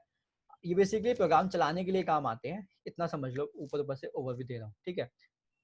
और आईडीई से क्या है, हम लेकिन हम डेवलपमेंट के लिए आईडी यूज करते हैं। जब हमें कोई एप्लीकेशन बनानी है तो वहां पे नो डाउट नोटपैड पे बनाओगे तो उसमें टाइम लगेगा यार, एक एक कोड खुद लिखना पड़ेगा। आईडीई में बनाओगे तो उसमें शॉर्टकट्स होते हैं और कोड अपने आप ऑटो कंप्लीट हो जाता है, तो सब कुछ ईजी हो जाता है। तो डेवलपमेंट के लिए तो आप आईडीई यूज करते हो, लेकिन हमें जब हम प्रैक्टिस करते हैं तो हमें हमेशा नोटपैड यूज करनी चाहिए, हमेशा रिकमेंड करता हूँ मैं। अब आईडीई पे डेमो क्लास से एक क्लास बनाते हैं, उसमें हम कुछ वेरिएबल्स रखेंगे, उसमें कुछ फंक्शंस रखेंगे, उसमें मेन मेथड रखेंगे और हम उसमें प्रोग्राम भी बनाएंगे। पूरा चला के देखते हैं कि होता क्या है। Okay, so just wait. तो दिख रहा है आप सबको, तो एक काम करते हैं, ये मैंने एक डेमो फोल्डर बना रखा है वैसे ही, इसके अंदर एक डेमो नाम की क्लास बनाते हैं। अब डेमो जस्ट इसलिए बना रहा हूँ क्योंकि ये टेस्टिंग पर्पस है, डेमो नाम रख लो इसका, कुछ भी रख लो। अभी ये सब चीजें क्या होती हैं ये और थोड़ा कॉम्प्लिकेटेड हो जाता है बिगनर्स के लिए, बट इतना सिंपल छोड़ो आप, मेरे को मैं नोटपैड में ही बता दूंगा कि नोटपैड पे कैसे होएगा ये। ठीक है, अभी एक हमारी डेमो डॉट जावा बन गई। अभी इसको मैं सबको हटा देता हूँ, सब कुछ बिल्कुल बेसिक है। ठीक है, अब अगर मुझे कोई क्लास बनानी है तो सबसे पहले हमारा क्या था, अगर हमें क्लास बनानी है तो पब्लिक तो अभी हटाओ, पब्लिक को लेकर कॉम्प्लिकेटेड नहीं करेंगे। पहले तो हमें सबसे पहले लिखना भी क्लास कीवर्ड। यहाँ पे हमारा था ना ये कि हमें सबसे पहले क्लास कीवर्ड लिखना है। ये कंपलसरी नहीं होता, बट ये दोनों कंपलसरी है, ये हमारे बेसिस कंपलसरी है। ठीक है, हमें क्लास कीवर्ड लिखना है तो हम सिंपल लिखते हैं क्लास। ठीक है, अब भाई इसके बाद क्या है, क्लास का हमें नाम लिखना है। अब क्लास का नेम क्या देंगे हम, क्लास का नेम हम दे दें डेमो। बहुत देर से डेमो डेमो करते जा रहे हैं, यहाँ क्लास का नेम हमने दे दिया डेमो। ठीक है, अब ये हो गया। अब इसके बाद हम यहाँ बॉडी स्टार्ट करते हैं। बॉडी मतलब बेसिकली क्लास के अंदर हम क्या क्या कोडिंग करेंगे। ठीक है, तो क्लास अगर हम कोई भी जावा के अंदर क्लास बनाएंगे, ठीक है, तो उसके अंदर हमारा मेन फंक्शन होना चाहिए। अगर हमें उस क्लास को एग्जीक्यूट करना है तो ऐसा हो सकता है कि हाँ दो तीन क्लासेस है, एक के अंदर मेन है, बाकी क्लासेस उसको कोड को यूज कर रही है, तो एक के अंदर वैसे एक के अंदर ही मेन होना चाहिए। अगर आपके प्रोजेक्ट बड़ा है और मेन क्लास हमेशा एक के अंदर ही होती है। ठीक है, ऐसा नहीं है कि हर क्लासेस के अंदर main main not main class, main function, main function हमेशा एक ही क्लास के अंदर होना चाहिए। अगर आपकी एप्लीकेशन बड़ी है तो भी ऐसा नहीं कि हर किसी उसके क्लास के अंदर आप मेन फंक्शन बनाओ। तो इसका एक कुछ सिग्नेचर होता है कि अभी देखना कि मैं क्या कर रहा हूँ, ये public static void main string dot dot dot, यहाँ लिख दिया मैंने अपना नाम दीपांशु। okay. तो ये जो आप ये देख रहे हो, इसको पहले देखा है आपने इस सिंटेक्स को, ये जो मैंने क्या किया, ये string dot dot dot Deepanshu, इसका मतलब क्या है, ये क्या करा है मैंने,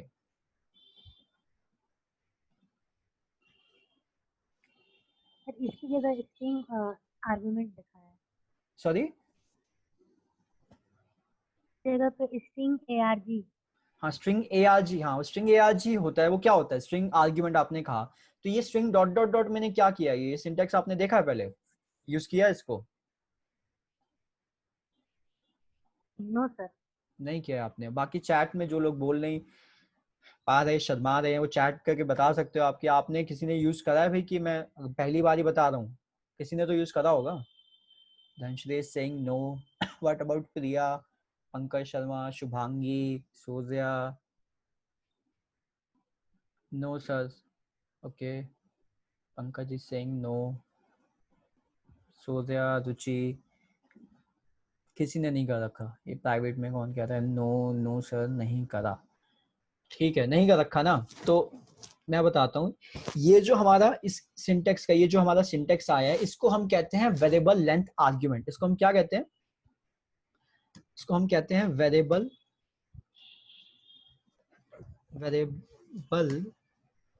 लेंथ आर्ग्यूमेंट। ठीक है, इस कंसेप्ट को हम वेरिएबल लेंथ आर्ग्यूमेंट कहते हैं। या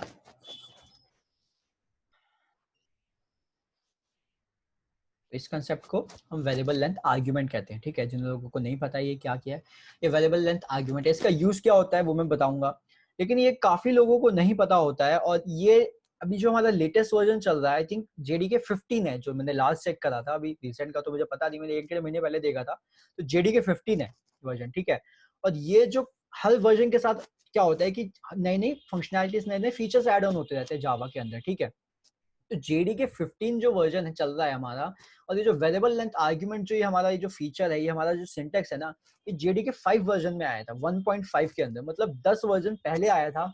और इसकी कहीं बात ही नहीं की जाती है, इसको कोई पढ़ाता भी नहीं है, और इस बहुत ही रेयरली देखने को मिला। जावा में इंटरव्यू देने जाओ ना, तो हर जगह ये string dot dot dot S S या एस मैं इसलिए कह रहा हूँ बार बार, मैं ऐसे ही लिखता हूँ, या नाम जिस मैंने आपको एग्जांपल के लिए बता दिया, हमेशा यही सिंटेक्स फॉलो करो। अब अगर 10 कैंडिडेट हैं, 10 के 10 ने 20, मतलब जो 2 क्वेश्चन, जैसे कोई 2 या 3 क्वेश्चंस मिले हैं वो कर दिए, अब किसी का 1 सही है, किसी का 2 सही है, तो प्रोग्राम मतलब जो इंटरव्यू के माइंड में ना अपनी एक छवि छोड़ के आनी होती है कि हाँ उसको याद है कि हाँ यार ये बंदा आया था, इससे tell me something about yourself पूछा, तो इसने बाकी सब जो रट्टा मार के आ रहे हैं वो नहीं बताया, इसने कुछ अलग बताया। इसका जो रिज्यूमे मैं देख रहा हूँ, बाकी 2-2 3-3 4-4 पन्नों के रिज्यूमे बना बना के आ रहे हैं, फ्रेशर्स का जस्ट 1 पेज में रिज्यूमे, ऐसे जस्ट एग्जांपल देता हूँ। कुछ भी ऐसा हो जो आपको स्टैंड आउट करना है, क्राउड से हटना है। कैंडिडेट्स भरे पड़े हैं, जावा की तो मतलब फौज है कि हर कोई बंदा जावा सीख के जॉब के लिए लगा पड़ा है कि जॉब लेनी है, जावा में जॉब लेनी है, आती बहुत कम लोगों को है, ठीक है। तो ये बस एग्जांपल था, मैं बता रहा था। तो स्ट्रिंग डॉट डॉट ये एस है, मतलब एस दीपांशु, ये वेरिएबल लेंथ आर्गुमेंट कंसेप्ट होता है। इसकी जगह मैं ऐसा भी कर सकता हूँ, स्ट्रिंग ARGS, मोस्टली लोग ये करते हैं। अब ये है कि भाई कई ने रट्टा मार रखा है, ये ARGS ही लिखते हो, यहाँ जैसे ये वेरिएबल नेम है भाई, इसको तुम कुछ भी लिख सकते हो, इसको तुम दीपांशु लिख लो, सैम लिख लो, ABC लिख लो, जो तुम्हारा मन करे, वेरिएबल का नाम कुछ भी लिख सकते हो, लेकिन सब ARGS ही लिखते रहते हैं। एक तो ये चीज है कि ये डिफॉल्ट आता है, अगर यहाँ पे अगर मैं क्लास बनाता हूँ तो उसमें डिफॉल्ट टिक आता है, उसकी वजह से हो सकता है, लेकिन काफी लोग यही लिखते हैं, उनको लगता है कि ARGS ही होता है, इसके अलावा तो कुछ होता ही नहीं है, जस्ट वेरिएबल नाम है, आप कुछ भी दे सकते हो, ठीक है। मोस्टली लोग ये सिंटेक्स फॉलो करते हैं, बट मैं रिकमेंड करूंगा कि आप हमेशा ये डॉट डॉट डॉट वाला ही सिंटेक्स यूज करो और उसमें कुछ भी दे दो और ये चलेगा। अब देखो यहाँ पे एरर नहीं आ रही है कोई, ठीक है। अगर एरर होती तो हमें कैसे पता चलता, अब एरर आएगी। अब एरर कहेगा ये क्या एरर आ रही है, एरर अगर हम देखेंगे सिंटेक्स एरर, तो ये सिंटेक्स एरर आ रही है, तो इसका मतलब हम यहाँ पे एरर है, लेकिन जब मैं ऐसे कर रहा हूँ तो ये कोई एरर नहीं है, ये प्रोग्राम हमारा कहीं पे हमारी रेड लाइन यहाँ पे नहीं आ रही है, रेड क्रॉस नहीं आ रही है, तो इसका मतलब ये बिल्कुल परफेक्ट है, ठीक है। वेरिएबल लेंथ आर्गुमेंट का भी इसके बाद एक दूसरा प्रोग्राम बनाएंगे, हम वेरिएबल लेंथ आर्गुमेंट देखेंगे। अब यहाँ पे हम पहले इसको प्रोग्राम को बनाते हैं, इसमें एक प्रिंटिंग स्टेटमेंट लिखते हैं, शॉर्टकट नहीं मैं पूरा लिख के दिखाऊंगा, system dot out dot print ln, okay. और यहाँ लिखते हैं हेलो फ्यूचर, नॉट आवा, इट्स जावा डेवलपर्स, या you all are future Java developers, okay. I hope सब जावा में जाओ, नॉट बिकॉज कि मुझे अच्छे से जावा आती है, इट्स बिकॉज इस पे काफी ज्यादा अच्छी लैंग्वेज है, ठीक है। अब यहाँ पे अगर हम इस प्रोग्राम को चलाएंगे तो ये जस्ट यहाँ से हम ये करेंगे और ये रन हो जाएगा, या फिर हम ऐसे भी चला सकते हैं इसको। अगर मैं क्लियर करूँ, right click, run as Java application, और ये चल गया भाई। कंग्रेचुलेशंस, आपका पहला जावा का प्रोग्राम चल गया। जिन्होंने पहले से यूज कर रखी है उनके लिए नहीं होगा पहला, बट ये चीज पहली होगी। मेरे को लगता है कि 10 में से 10 कैंडिडेट्स को ये तो नहीं, अगर जावा जिनको आती है, ये बहुत ही हार्डली 1 या 2 को पता होगी, ठीक है। ये हमारा प्रोग्राम तो चल गया भैया, अब ये हो क्या रहा है वो तो बताऊं मैं। प्रोग्राम तो मैंने बता दिया, लेकिन इसमें मैं कर क्या रहा हूँ वो देखते हैं, ठीक है। सी, सबसे पहले हमें ये सिंटैक्स हमें पता है कि हम कोई भी कोड लिखना है तो क्लास होनी चाहिए, क्लास का सारा बता दिया, ये डेमो नाम का बता दिया हमने, कर्ली ब्रेसेस का मैंने बता दिया, ठीक है। अब इसके बाद हमारा आता है कि एक फंक्शन है, इस फंक्शन का ये थोड़ा सा नए जो बिगनर्स है उनको लगेगा ये public static void main, public तो मैंने बता दिया था कि बाहर से कहीं भी यूज कर सकते हैं, तो पब्लिक स्टैटिक वॉइड मेन, ये आर्ग्यूमेंट वगैरह क्या क्या लिख दिया इसने, अब मैं बताता हूँ। पब्लिक जो होता है हमारा एक्सेस मॉडिफायर होता है, किसी लैंग्वेजेस में इसको एक्सेस स्पेसिफायर भी कहते हैं, मॉडिफायर, लेकिन जावा के अंदर मॉडिफायर ही कहते हैं, ठीक है। इस पब्लिक का मतलब है कि इस फंक्शन को हम क्लास के बाहर से भी कॉल कर सकते हैं। सेकंड है हमारा स्टैटिक। स्टैटिक का मतलब क्या होता है, स्टैटिक चीज मतलब स्टैटिक जो है ये हमारा ऑब्जेक्ट ओरिएंटेड प्रोग्रामिंग के अंदर कोई कंसेप्ट नहीं है। स्टैटिक जावा एक एक्स्ट्रा फंक्शनैलिटी हमें प्रोवाइड करता है प्रोग्रामिंग को इजी करने के लिए, ठीक है। अगर कोई फंक्शन स्टैटिक है तो उस फंक्शन को आप बिना क्लास का ऑब्जेक्ट बनाए कॉल कर सकते हो। अगर मैं यहाँ पे डेमो डॉट मेन करूंगा और यहाँ पे स्ट्रिंग टाइप का आर्गुमेंट पास कर दूंगा भाई, तो ये फंक्शन जो है ये कॉल हो जाएगा, ठीक है।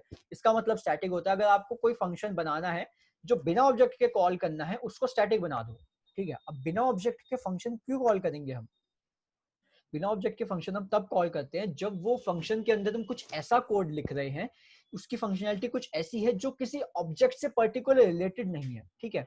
अब एक फंक्शन है, लेट्स सपोज स्क्वायर रूट निकालना है मेरे को, एक मैं कैलकुलेटर बना रहा हूँ या कोई एप्लीकेशन बता रहा हूँ जिसमें मेरी कोई एप्लीकेशन बनाई, उसमें 50-60 क्लासेस है और ये सब में मेरे को स्क्वायर रूट बनाना है। अब रीयूजेबिलिटी तो हो जाएगी, ऑब्जेक्ट बना के यूज कर लूंगा, लेकिन ऑब्जेक्ट बनाने से भी मेमोरी ऑक्यूपाई होती है हमारी, ठीक है। पर ऑब्जेक्ट हर एक ऑब्जेक्ट के लिए मेमोरी ऑक्यूपाई होती है, वो कितनी बाइट होती है, क्या होती है, वो सब भी बताऊंगा, पर ऑब्जेक्ट के लिए मेमोरी ऑक्यूपाई होती है, ठीक है। तो अगर एक ऑब्जेक्ट बना रहा हूँ, एक जगह यूज करा, तो लेट्स सपोज अगर 1 बाइट लेता है तो 1 बाइट हो गई, 2 जगह यूज करा तो 2 बाइट हो गए, 3 जगह यूज करा तो 3 बाइट। अब मैं 50 जगह यूज कर रहा हूँ उसको, क्यूब मतलब क्यूब फंक्शन को जो मैंने किसी एक क्लास में बनाया है, तो 50 बाइट एक्स्ट्रा कोड हो गया। रीयूजेबिलिटी तो नहीं हो रही, हाँ मतलब फंक्शन बनाने के जो कोड लिखा है, जो 10-15 लाइन का कोड है, उसको हर क्लास के अंदर तो नहीं लिख रहा मैं, लेकिन यहाँ पे मैं फंक्शन के लिए जो ऑब्जेक्ट बना रहा हूँ वो तो बार बार बनाना पड़ रहा है ना, उससे स्पेस हमारी वेस्ट हो रही है। तो इस वजह से ऐसी कोई फंक्शनैलिटी हो जो किसी ऑब्जेक्ट से रिलेट नहीं करती है, जिसको आप ऐसा नहीं कि जिसको आप प्राइवेट रखना चाहते हो उसको स्टैटिक बना दो, ठीक है। वॉइड का मतलब क्या है? वॉइड का मतलब है कि ये फंक्शन कुछ आपको रिटर्न नहीं करके दे रहा है। अब मैं एक जरा बेसिक फंक्शन भी बना के दिखाता हूँ, वॉइड रन, ठीक है। अब फंक्शन का मतलब क्या होता है ये आई थिंक सबको पता होगा, जिनको नहीं पता मैं फंक्शन भी बता दूं।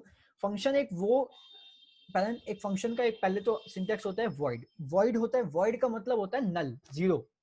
वॉइड मतलब ये फंक्शन आपको कुछ नहीं देगा। आप जैसे कोई, जैसे मैं एग्जांपल के थ्रू बताऊं, एग्जांपल के थ्रू मैं काफी ज्यादा एक्सप्लेन करता हूँ, उससे कंसेप्ट क्लियर हो जाते हैं। लेट्स सपोज आप एटीएम मशीन में जाते हो, ठीक है।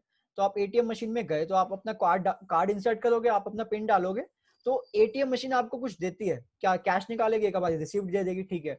अब लेट्स सपोज इसमें रिसीप्ट कोई, अब कैशलेस ट्रांजैक्शन मतलब रिसीप्ट लेस ट्रांजैक्शन करो, आपको रिसीप्ट नहीं चाहिए, आप किसी एटीएम में गए, आपने गए और आपने अपने एटीएम डाला, उसमें बैंक में बैलेंस मतलब आपके उस एटीएम में बैलेंस नहीं है, तो आपको कुछ देगा नहीं, तो हम उसको कह सकते हैं वो वॉइड है, कि भाई उसको हम एटीएम से हमें कुछ मिला नहीं। अगर यहाँ पे मैं एटीएम फंक्शन बना दूं और एटीएम का बैलेंस अगर कुछ नहीं है तो ये वॉइड है, ठीक है। अगर एटीएम में हमने कार्ड डाला, उससे कुछ पैसे निकल रहे हैं, तो वो हमारा पैसे है, ठीक है, वो हमारे इंटीजर्स हो गए। इंटीजर्स मतलब नंबर्स, तो हम इंट कह सकते हैं, ये हो गया, ठीक है।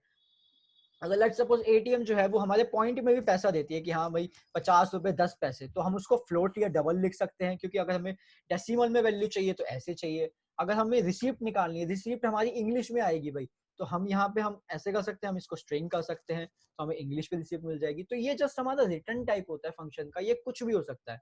ये वॉइड हो सकता है, byte, short, int, long, float, double, boolean, char, object, array, दुनिया भर का कुछ भी रिटर्न करा सकते हो आप फंक्शन से। कुछ भी रिटर्न नहीं कराना तो सिंपल इसको वॉइड रखो।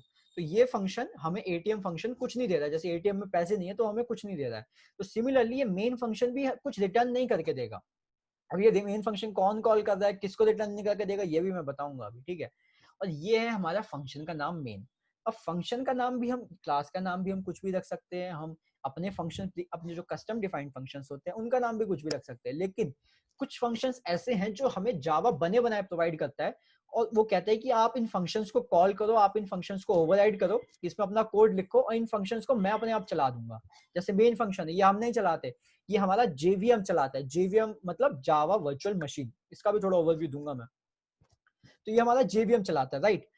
सिमिलरली अगर हमें कोई फंक्शन है जो खुद चलाना है तो उसका हम नाम ऐसे दे देंगे। बहुत सारी फंक्शनैलिटी है, जावा बनी बनाई क्लासेस देता है, ठीक है, उसके अंदर बने बनाए फंक्शन है। जैसे प्रिंट फंक्शन है, अब प्रिंट फंक्शन भी हमारा कुछ ऐसा ही फंक्शन होगा, ये हो सकता है हमारा ऐसा प्रिंट हो, ठीक है। इसका कुछ रिटर्न टाइप हो सकता है, पब्लिक, स्टैटिक, प्राइवेट, वोलेटाइल, कुछ भी हो सकता है यहाँ पे, ठीक है। वो इसकी बैकग्राउंड वर्किंग है, जैसे इंप्लीमेंटेशन हो रखी है, तो आप डॉक्यूमेंटेशन में जाके पूरा उसका सोर्स कोड उठा के देख सकते हो, मैंने काफी बार देखा हुआ है। कहीं भी दिक्कत होती है सो डॉक्यूमेंटेशन में जाओ, आपको कोई कोड की बैकग्राउंड वर्किंग समझनी है तो ऐसे, ठीक है। जैसे ये फंक्शन है, ये भी प्रिंट फंक्शन ही है हमारा, ठीक है। तो इस फंक्शन में अगर यहाँ पे कुछ न कुछ कोड का रखा होगा, ठीक है, इस कोड को फंक्शन को कॉल करने से ये प्रिंट हो जाता है। ऐसे कुछ भी फंक्शनैलिटी लगा सकते हो आप, ठीक है। ये हमारा प्री डिफाइंड फंक्शन है, तो हमें इसका नाम सेम ही लिखना पड़ेगा। अब इसका नाम अगर हम प्रिंट एलन की जगह प्रिंट, यहाँ पे अगर मैं प्रिंट एलन यू कर दूंगा ना, तो ये जावा को समझ नहीं आएगी, भाई ये फंक्शन तुम कॉल तो कर रहे हो लेकिन ये मेरा फंक्शन तो है नहीं, तुमने भी नहीं बना रखा ये फंक्शन, ये तुम सिस्टम डॉट आउट करके ये प्रिंट एलन यू क्या कर रहे हो। तो यहाँ हमारी एरर आएगी, the method print ln you with the string argument is undefined for the type print stream. Now print stream class हमारी बैकग्राउंड में यूज होती है, ठीक है। सिस्टम जो है हमारी क्लास है, आउट जो है हमारा रेफरेंस वेरिएबल है, और एक हमारा स्टैटिक डेटा मेंबर भी है। प्रिंट एलन हमारा एक प्रिंट स्ट्रीम क्लास का फंक्शन है, ये इसकी बैकग्राउंड वर्किंग होती है, काफी बड़ी है, ठीक है। तो ये फंक्शन वो कह रहा है कि भाई हमें मिला ही नहीं जो प्रिंट स्ट्रीम क्लास के अंदर, ठीक है। यहाँ पे आप देख सकते हो कि जावा लाइक जावा डॉट io.printstream.println, मतलब ये प्रिंट स्ट्रीम क्लास के अंदर println फंक्शन है, ठीक है। आपको किसी भी फंक्शन का निकालना है तो आप ऐसा कर सकते हो। अगर आप इस पे जाओगे तो आपको दिखाएगा void इसका return type demo.println, demo class है भाई मेरी, उसके अंदर ये फंक्शन है, ठीक है। तो हमें फंक्शन का नाम भी पता चल गया। फंक्शन का नाम हम कुछ रख सकते हैं, लेकिन अगर हमें वो वाले फंक्शन कॉल करने हैं जो हमें लैंग्वेज प्रोवाइड कर दी है, तो भाई उसको जैसा उसने बोला सीधा सीधा वैसा लिख के दे दो। उसको मेन चाहिए तो उसको मेन दे दो, ठीक है। यहाँ पे आता है आर्ग्यूमेंट, यहाँ पे हमारा स्ट्रिंग टाइप का एरे जाता है। अब एरे क्या होता है, अब आपको एक वैल्यू स्टोर करनी है तो आप उसके लिए इंटीजर यूज कर सकते हो, ठीक है। अगर आपको वेट एक वैल्यू स्टोर करनी है तो आप उसके लिए इंटीजर यूज कर सकते हो, integer a is equals to 10, ठीक है। आपको दो वैल्यू स्टोर करनी है, आप उसके लिए दो इंटीजर यूज कर लो। आपको तीन वैल्यू इंस्टॉल करनी है, आप उसके लिए तीन इंटीजर यूज कर लो। अब आपको 10 वैल्यू इंस्टॉल क्या दूंगे, 10 वैल्यू यूज करनी है तो आप क्या 10 इंटीजर बनाओगे। अब 10 चलो 10 बना भी लोगे, आपको 50 यूज करनी है तो क्या 50 बनाओगे। 50 बार ये आपकी स्पेस लेगा इंटीजर जाके, तो बहुत ज्यादा ये कॉम्प्लिकेटेड हो जाएगा। अब आपको एक एक करके एक्सेस करना है, तो वही जैसे डेमो का एग्जांपल दिया था, नाम याद रखना पड़ेगा, वैसे इसका नाम याद रखोगे क्या कि हाँ यार ये इसमें ये वैल्यू थी, इसमें वो वैल्यू थी। तो ऐसा नहीं करते, इसकी जगह हम एक एरे बना देते हैं। एरे हम सिमिलर टाइप के डेटा टाइप का हम एक सेट बना देते हैं, उसको हम एरे कहते हैं, ठीक है। सिमिलर टाइप के डेटा, अब जैसे इंटीजर बहुत सारे थे, इंटीजर का टाइप का मैं एक एरे बना दूंगा, तो उसमें वो सारे इंटीजर्स की वैल्यू में जितने भी पुट कर सकता हूँ, और उसको एक वेरिएबल का नाम दे दूंगा, उस वेरिएबल के हेल्प से मैं सारा एक्सेस कर लूंगा, ठीक है। अब ये स्ट्रिंग टाइप का एरे, एरे का मतलब ये होता है, चाहे आप स्ट्रिंग टाइप का एरे लिख लो, चाहे स्ट्रिंग वेरिएबल लेंथ आर्गुमेंट लिख लो, ये भी बेसिकली हमारा एक एरे ही है, ठीक है। जहां जिस फंक्शन में आप किसी फंक्शन में लेट्स सपोज आप फंक्शन को जब यहाँ पे अगर आर्ग्यूमेंट आ रहा है फंक्शन के, वहां पे एरे बना रहे हो, एरे मतलब ले रहे हो, जैसे इंटीजर एक्स ऐसे करके अगर आप एरे ले रहे हो, तो इसकी जगह आप यहाँ पे इंटीजर डॉट डॉट डॉट ये भी कर सकते हो, कुछ भी लिख दो। तो इसका मतलब और एरे का मतलब दोनों का मतलब सेम ही है, ठीक है। ये जस्ट मैं इसलिए बता रहा हूँ कि इसको हमेशा मेरी बात को याद रखना है, इंटरव्यू में यही लिख के आना, वो बंदा सोचेगा कि हाँ यार इसको कुछ आती है ऐसी चीजें जो डिफरेंट है, ठीक है। और system dot out dot println क्या, प्रिंटलन एक फंक्शन है, जैसे यहाँ पे मैंने प्रिंटलन फंक्शन बनाया है, वैसे ही जावा ने फंक्शन बना रखा है। ये system dot out dot println क्या, ये अगर मैं समझाने बैठा तो आधा घंटा लग जाएगा, पूरी बैकग्राउंड एक क्लास खोल के दिखाऊंगा एक एक कि हाँ इसमें ये है, इसमें ये हो रहा है, इसमें ये हो रहा है। तो सिंपल ये समझ लो कि इस फंक्शन को अगर हम लिखेंगे, मतलब ये हम पूरा फॉर्मेट लिखेंगे, ये सिंटैक्स लिखेंगे, इसके अंदर डबल क्लोट्स में जो भी लिखोगे वो आपका कंसोल पे प्रिंट हो जाता है। यहाँ तो मैं आईडी यूज कर रहा हूँ, तो यहाँ पे इसका अपना इनबिल्ट कंसोल है, ठीक है। अगर आईडी यूज नहीं कर दो, नोटपैड पे कर दो, तो आपके पास विंडोज यूजर हो तो कंसोल होगा, सीएमडी होगा, मैक हो तो टर्मिनल होगा, ऐसे होगा, ठीक है। सिंपल ये है। तो अभी आपको ये समझ में आ गया कि ये पब्लिक स्टैटिक वॉइड में इनकी फंक्शनैलिटी क्या है और प्रिंटलन फंक्शन क्या कर रहा है। ये बताओ पहले मेरे को, किसी का कुछ डाउट है इसमें तो पूछो, उसके बाद में आगे बताऊंगा। आगे वाली चीज बहुत इंटरेस्टिंग है। किसी का चैट आया है, these are java libraries predefined functions, yes pankaj sharma you are sending me private message, these are java library predefined functions, ये java के predefined functions है। और किसी का कोई डाउट हो, समझ आ गया, समझ नहीं आया, कुछ तो बोलो। सर क्लियर है। क्लियर है, ओके। बाकी लोग, एक ही आवाज सुनाई दे रही है मेरे को बार बार, बस 8 पार्टिसिपेंट्स, धनश्री, दीक्षा, गौरी, प्रिया। स्ट्रिंग, स्ट्रिंग के बाद कुछ लिखना जरूरी है, स्ट्रिंग के बाद लिखना जरूरी इसलिए ना, अगर आपको कुछ प्रिंट करना है तो आप लिखोगे ना, अगर आपको कुछ प्रिंट नहीं करना तो मत लिखो, प्रिंट नहीं करना तो print and function he use कर रहे हो, इसलिए ऐसा है, ठीक है। Dhanashree Singh clear, I think सब लोगों को क्लियर ही है, तो मैं आगे चलता हूँ, ओके जस्ट वेट।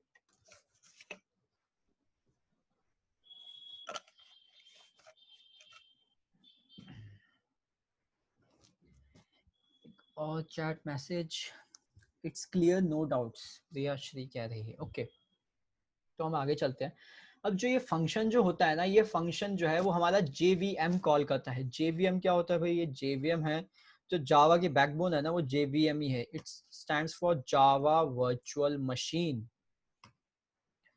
अब जावा वर्चुअल मशीन क्या होती है भाई, JVM ही पार्ट है वो ऐसा जावा के अंदर, जिसकी मदद से जावा की बनाई हुई एप्लीकेशन किसी भी ऑपरेटिंग सिस्टम में चल जाती है। विंडो में बनाओ, मैक में बनाओ, लाइनक्स में बनाओ, दुनिया के हर ऑपरेटिंग सिस्टम में आपकी एप्लीकेशन चल जाएगी। आपको ये नहीं सोचने की जरूरत है कि भाई मैंने जावा में कोई एप्लीकेशन बना तो ली है कि भाई उसमें चलेगी कि नहीं चलेगी, हमेशा चलेगी चलेगी चलेगी, ठीक है। तो वो जेवीएम की मदद से ही होता है, वो जावा वर्चुअल मशीन की मदद से ही होता है, ठीक है।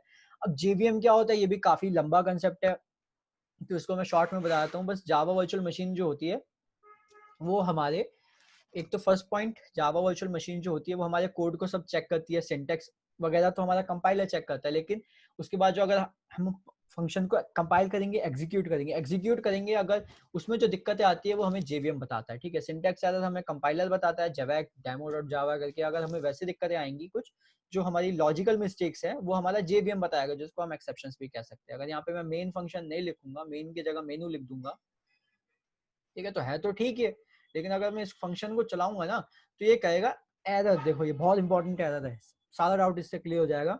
Error main method not found in class demo, demo class के अंदर भाई जो तुमने क्लास बनाई है ना उसको मेन फंक्शन नहीं मिला है, आपने मेनू फंक्शन लिख दिया है। Please define the main function main method as public static void main. Error पूरी पूरी लिख के बताती है हमें कि भाई तुमने क्या दिक्कत कर दी है, कि इस एरर को पढ़ के ना मतलब जो बिगनर्स भी होंगे ना वो समझ में आ जाएगा, इंग्लिश के वर्ड से, सिंपल है बहुत। एरर क्या है, main method not found, class demo के अंदर हमें मेन मेथड नहीं मिला है। मेन मेथड को इस तरीके से तुम डिफाइन करो, कैसे डिफाइन करना है भाई, पब्लिक लिखना है, स्टैटिक लिखना है, वॉइड लिखना है, मेन लिखना है, ठीक है। कॉपी हो जाता है क्या यहाँ से, हो जाता है। अब मैंने सेम इसको मेन का दिया, इसका कर दिया, हो जाएगा। और ये कह रहा है Java FX application class must extend, और अगर जावा एफएक्स की एप्लीकेशन है आपकी तो ये वाला करना पड़ेगा। जावा एफएक्स हमारा बेसिकली जीयूआई के लिए यूज होता है, ठीक है। जैसे हमारे पास AWT स्विंग है वैसे ही जावा एफएक्स भी है। तो मेरे को क्या करना था, नहीं म्यूट नहीं करना था, मेरे को रन करना है। अब मैं दोबारा करूंगा रन तो ये चल जाएगा, ठीक है। तब हमें ये सब समझ में आ गया। एक जस्ट में जाने से पहले मैं इसका ये भी बताता हूँ कि ये क्या चीज है भाई, इसकी बेसिक यूज क्या है। लेट्स सपोज आप एक फंक्शन बना रहे हो, फंक्शन एक थोड़े स्टैंडर्ड्स होते हैं कि फंक्शन को ना हमेशा ऊपर लिखो, जो भी आपके डेटा वगैरह है मेन फंक्शन को हमेशा सबसे नीचे लिखो, ताकि क्योंकि मेन फंक्शन भी मेन हम कॉलिंग करते हैं तो इजी हो जाता है, हमें ढूंढने में दिक्कत नहीं होती है। वॉइड हमने बनाया रन फंक्शन, ठीक है। अब मेरे को रन फंक्शन को मुझे बना दिया। ये फंक्शन कैसा है भाई, रन इसका नाम है, वॉइड इसका रिटर्न टाइप है, मतलब ये फंक्शन कुछ आपको रिटर्न करके नहीं देगा, क्लियर। इस फंक्शन में बस मैं सिंपली प्रिंट कर दे रहा हूँ रन, ओके। अब इसको मैं अगर चलाना है इस फंक्शन को, तो ये फंक्शन हमारा मैंने बताया था ये स्टैटिक इसलिए है कि इसको बिना ऑब्जेक्ट बनाए भी हम चला सकते हैं इस फंक्शन को, लेकिन ये फंक्शन स्टैटिक नहीं है तो इसका हमें ऑब्जेक्ट बनाना पड़ेगा। तो एक काम करता हूँ, पहले तो मैं इस वाली इसका हमें सिस्टम डॉट आउटर प्रिंटलन समझ में आ गया कि प्रिंटिंग स्टेटमेंट क्या होती है भाई, तो इसको हम हटाते हैं। अब एक बार प्रोग्राम चला के देखते हैं कुछ आउटपुट आ रहा है कि नहीं आ रहा है। अब आउटपुट क्यों नहीं आ रहा है, मैं तो फंक्शन बना रखा है, रन फंक्शन भी है मेरे पास, और system dot out dot println यहाँ लिखा था तो चल रहा है, यहाँ लिखा था तो नहीं चल रहा है। ऐसा क्यों हो रहा है, ऐसा इसलिए हो रहा है बिकॉज जावा की जो फर्स्ट ऑफ ऑल जेवीएम जो है वो हमारा मेन फंक्शन कॉल करेगा, और जावा के अंदर हमने जो भी डेटा टाइप मतलब जो भी वेरिएबल्स डिफाइन करे, जो भी फंक्शन है, एरे है, लूप है, जो भी कुछ भी लूप ऐसे मतलब जो भी कुछ भी आप करोगे उसको यहाँ पे आपको कॉल करना पड़ेगा, उस चीज को यूज करना पड़ेगा तभी होएगा, वरना वो अदरवाइज नहीं। अगर आप यहाँ पे 100 फंक्शन बना दो, सब में system dot out dot print कुछ भी प्रिंट करा दो, एक भी नहीं चलने वाला है, क्योंकि आपने यहाँ पे उसको कॉल नहीं करा है। नाउ अब मैं फाइनली डेमो क्लास का एक ऑब्जेक्ट बनाने जा रहा हूँ। काफी लोग इस सिंटैक्स से फैमिलियर होंगे, जिनको जावा आती है, जिनको नहीं आती है उनके लिए कुछ नया होगा, भाई ये क्या लिख रहा है, क्या डेमो, क्या न्यू, क्या डी, क्या ब्रैकेट लगा रहा है ये सब चीजें, ठीक है। अब डेमो क्लास का मैंने यहाँ पे एक ऑब्जेक्ट बनाया है, ठीक है। डेमो क्लास का एक ऑब्जेक्ट बनाया है। अब ऑब्जेक्ट क्या है, ऑब्जेक्ट मैंने बताया था कि भाई जो भी हमें दिखता है, जो हम फील कर सकते हैं, प्रोग्रामिंग को हटाओ, जो भी हमें दिख रहा है, जो भी हम फील कर रहे हैं उससे रिलेटेड कोई एप्लीकेशन बनानी है। भाई आपके कंपनी में एम्प्लॉयज है, एम्प्लॉय आपको दिखते हैं, ठीक है, तो उसके रिलेटेड आप एप्लीकेशन बना सकते हो, एम्प्लॉय उठा के ले आओ एप्लीकेशन में। आपको कोई ठीक है एप्लीकेशन बनानी है सर्वर से रिलेटेड, ठीक है, तो सर्वर आपको दिखता है, दिखता नहीं है, या तो आपको आपके पास फिजिकल सर्वर होगा तो दिखता है, अगर आपने कोई अपनी एप्लीकेशन होस्ट कर रखी है तो वो भी कहीं तो दिखेगा ना आपको, तो उसकी एप्लीकेशन आप बना सकते हो।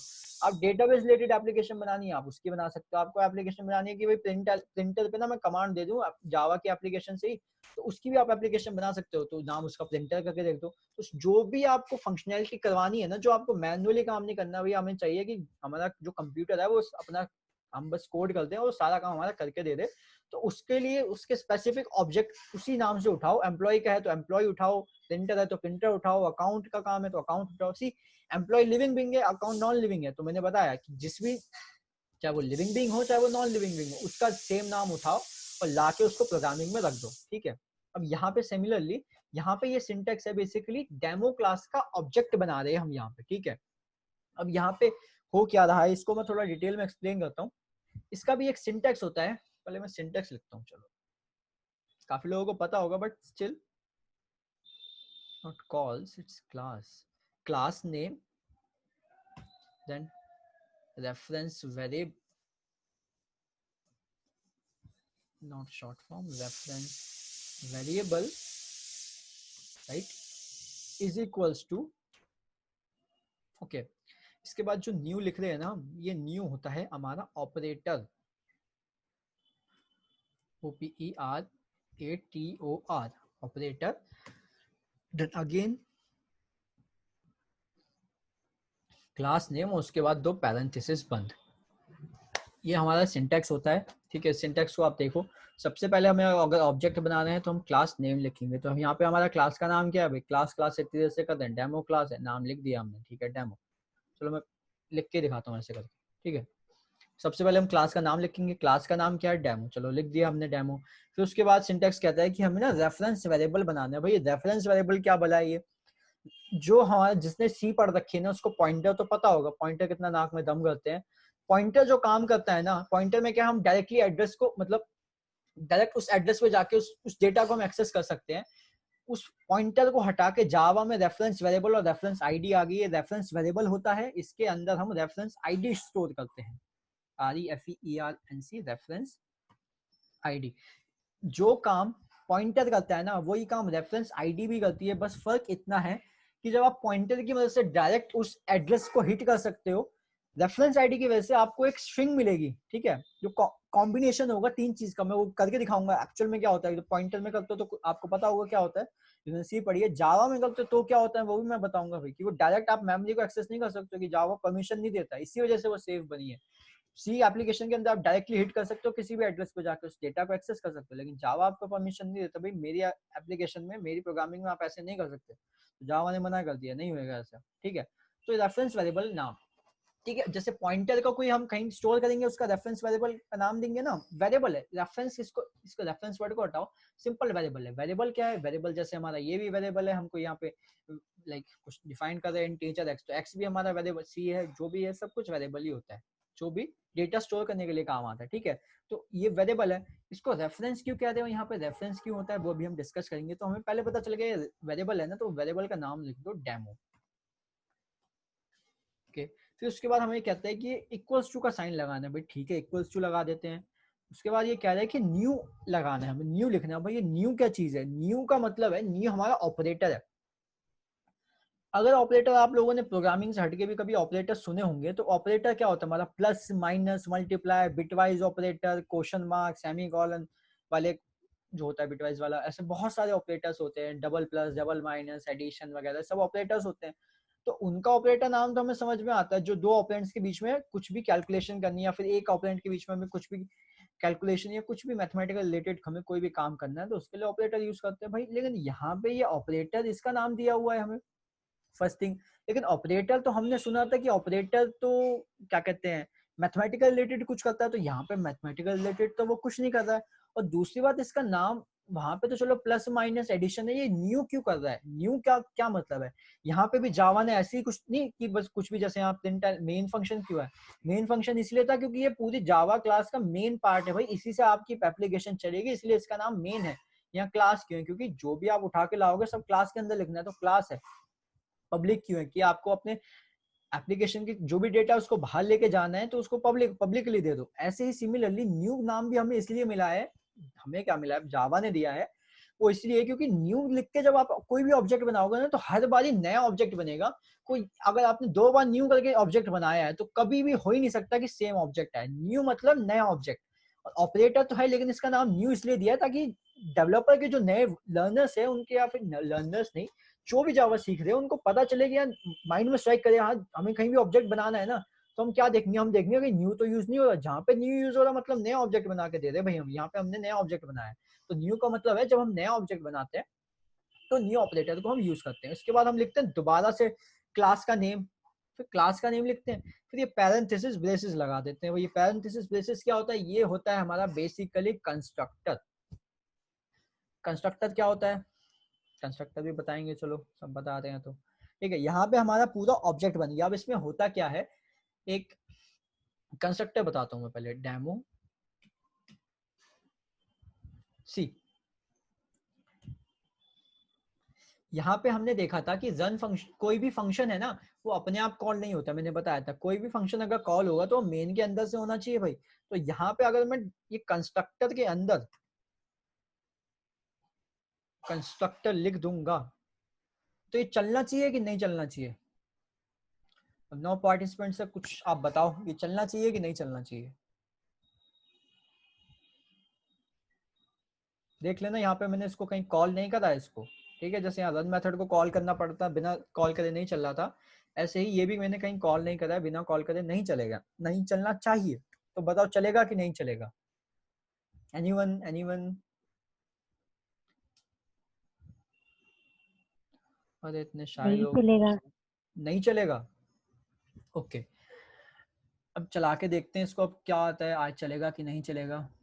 रन फंक्शन तो हमें पता है कॉल नहीं कर रहा तो नहीं चलेगा। अब ये डेमो क्या है भैया, कंस्ट्रक्टर में कहीं यहाँ कॉल कर रहा हूँ नहीं कर रहा हूँ, चलेगा नहीं चलेगा तो देखते हैं। तो एक कंस्ट्रक्टर तो हमारा चल गया। तो मतलब जो कंस्ट्रक्टर के अंदर हमने कोड लिखा है, कंस्ट्रक्टर भी बेसिकली हमारे फंक्शन की तरह ही होते हैं, तो इसको भी हम ऐसे पब्लिक कर सकते हैं, ठीक है। लेकिन यहाँ पे डेमो हम नाम जो कंस्ट्रक्टर का होता है, constructor are use to create, मतलब कंस्ट्रक्टर जो होते हैं ना वो ऑब्जेक्ट बनाने के काम आते हैं, हर बार हमें नया ऑब्जेक्ट बना के दे देता है, ठीक है। और इंस्टेंशिएट करने के बेसिकली काम आते हैं, ठीक है। ये भी फंक्शन ही होते हैं, फंक्शन जैसे रन फंक्शन है ऐसे भी ये भी फंक्शन है। सिंटैक्स देखोगे सिमिलर सिमिलर सा ही लग रहा है थोड़ा थोड़ा, लेकिन इसमें जो अगर हम थोड़ा वो देखेंगे कि दोनों में फर्क क्या आ रहा है, दोनों में फर्क ये आ रहा है कि भाई इसमें वॉइड आ रहा है और इसमें तो कुछ नहीं आ रहा। मतलब मैं इसका वॉइड हटा दूंगा तो चल जाएगा क्या? एरर तो नहीं देगा ये? नहीं भाई, ये तो एरर दे रहा है। ये क्या कह रहा है?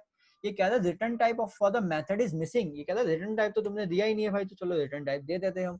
लेकिन यहाँ पे नहीं दे रहा है। हमारे जो कंस्ट्रक्टर्स होते हैं वो भी हमारे फंक्शन ही है, रन की तरह ही फंक्शन है, बट उनको कंस्ट्रक्टर नाम इसलिए दिया है क्योंकि वो ऑब्जेक्ट बनाने के काम आते हैं। कुछ स्पेशलाइज्ड फंक्शन है हमारे, special functions of the class भी हम इनको कह सकते हैं।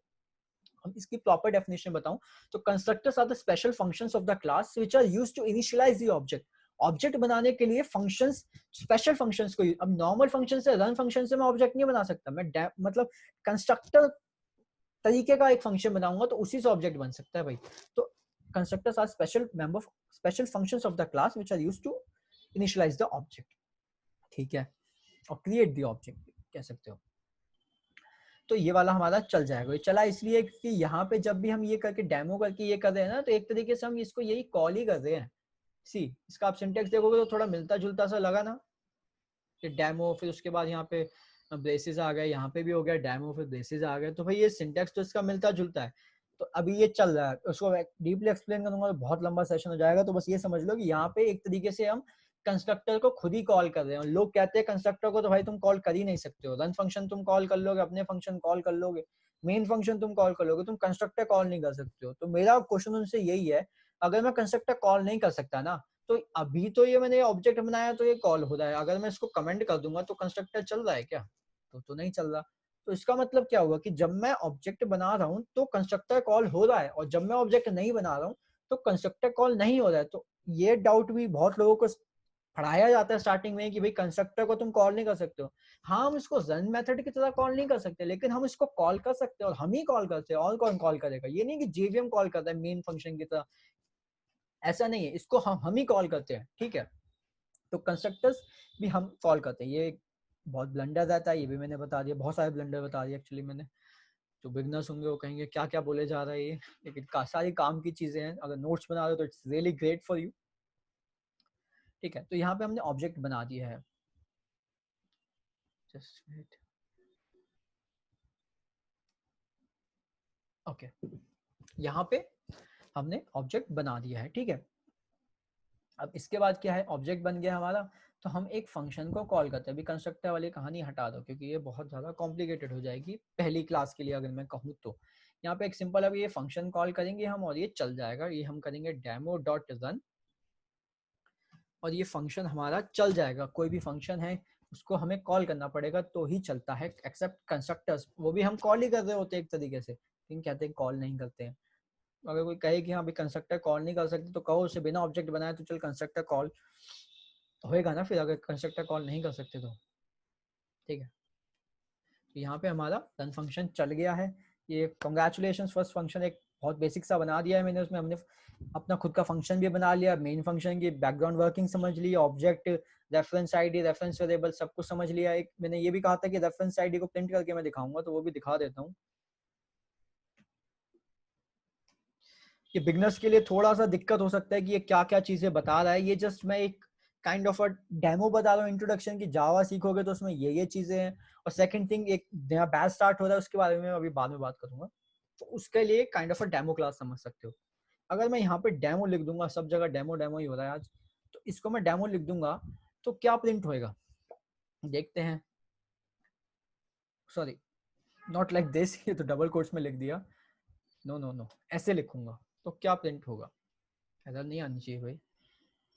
क्या प्रिंट होगा, इसने क्या प्रिंट कर दिया, डेमो एट, एक ये बहुत चीज है, काफी लोग बोलते हैं, कईयों को पता है, मोस्टली लोगों को नहीं पता है। इसको एट द रेट नहीं कहते हैं भाई, मैं बहुत पिछले मैंने 2-4 सेशंस करे हैं, उसमें लोगों से पूछा था, काफी इंटरेक्टिव सेशंस थे, उसमें लोग पूछ रहे थे क्वेश्चंस, डाउट वगैरह, बट आप लोग थोड़े डल से हो, बट कोई नहीं। उसमें मैंने पूछा था तो मैंने कहा ये क्या आ रही है चीज, तो सब कह रहे demo at the rate number, demo at the rate, demo at the rate. ये एट द रेट नहीं होता है भाई, इसका मतलब है एट द रेट। ये एट द रेट होता है, कहीं आप शॉपिंग मॉल वगैरह में कहीं जाओगे ना तो वहां पे आपको एट मिलेगा, एट 15, एट 999, एट 999, ठीक है। तो वहां पे एट द रेट का मतलब वहां पे एट का मतलब एट द रेट होता है, क्योंकि इंग्लिश भी थोड़ी सी क्लास हो गई, चलो बढ़िया है, सब सीखो।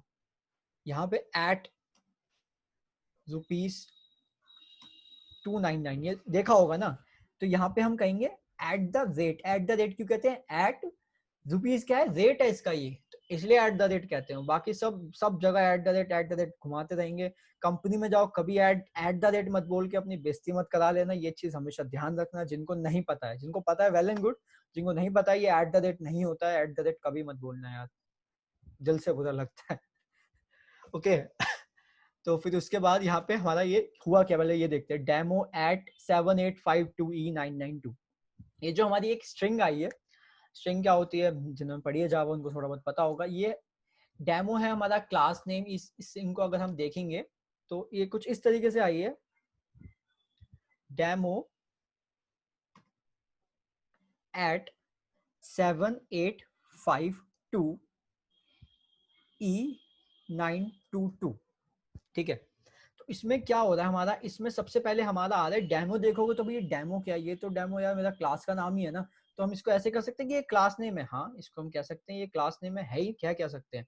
फिर उसके बाद हमारा एट सिंबल है, ठीक है ठीक है। फिर इसके बाद हमारे कुछ ये नंबर आ रहा है, इसको इंटीजर तो नहीं कह सकते क्योंकि इसमें ई भी आ रहा है, तो उसको हम कहते हैं हेक्साडेसिमल रिप्रेजेंटेशन।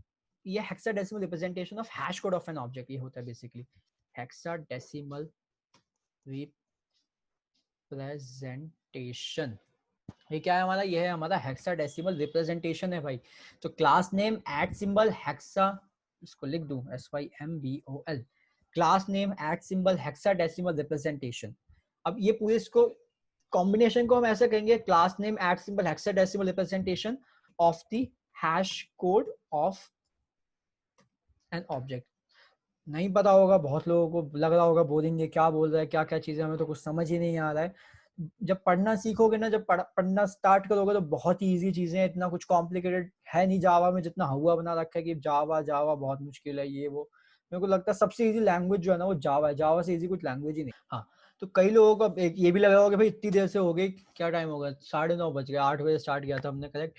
1.5 घंटे का इसलिए हो गया सेशन क्योंकि कल मैंने जो स्टार्टिंग की चीजें बताई है ना, जो कल लोगों ने मिस कर दी थी, उनको कल मैंने सारी समझाई थी, थोड़ी इतनी डिटेल में तो उनको भी नहीं बताई थी मैंने। आज मैंने कहा चलो 2 दिन का सेशन जो है एक ही दिन में डिलीवर करना है, इसकी रिकॉर्डिंग भी मिल जाएगी, मैं ग्रुप में शेयर कर दूंगा, ताकि ये ना हो कि आपको कहीं बाद में कुछ कोई टॉपिक को रेफर करना हो तो आपको समझ में आ जाएगा, रिकॉर्डिंग ऑन है, ठीक है। तो इसलिए सेशन थोड़ा सा लेंथी हो गया।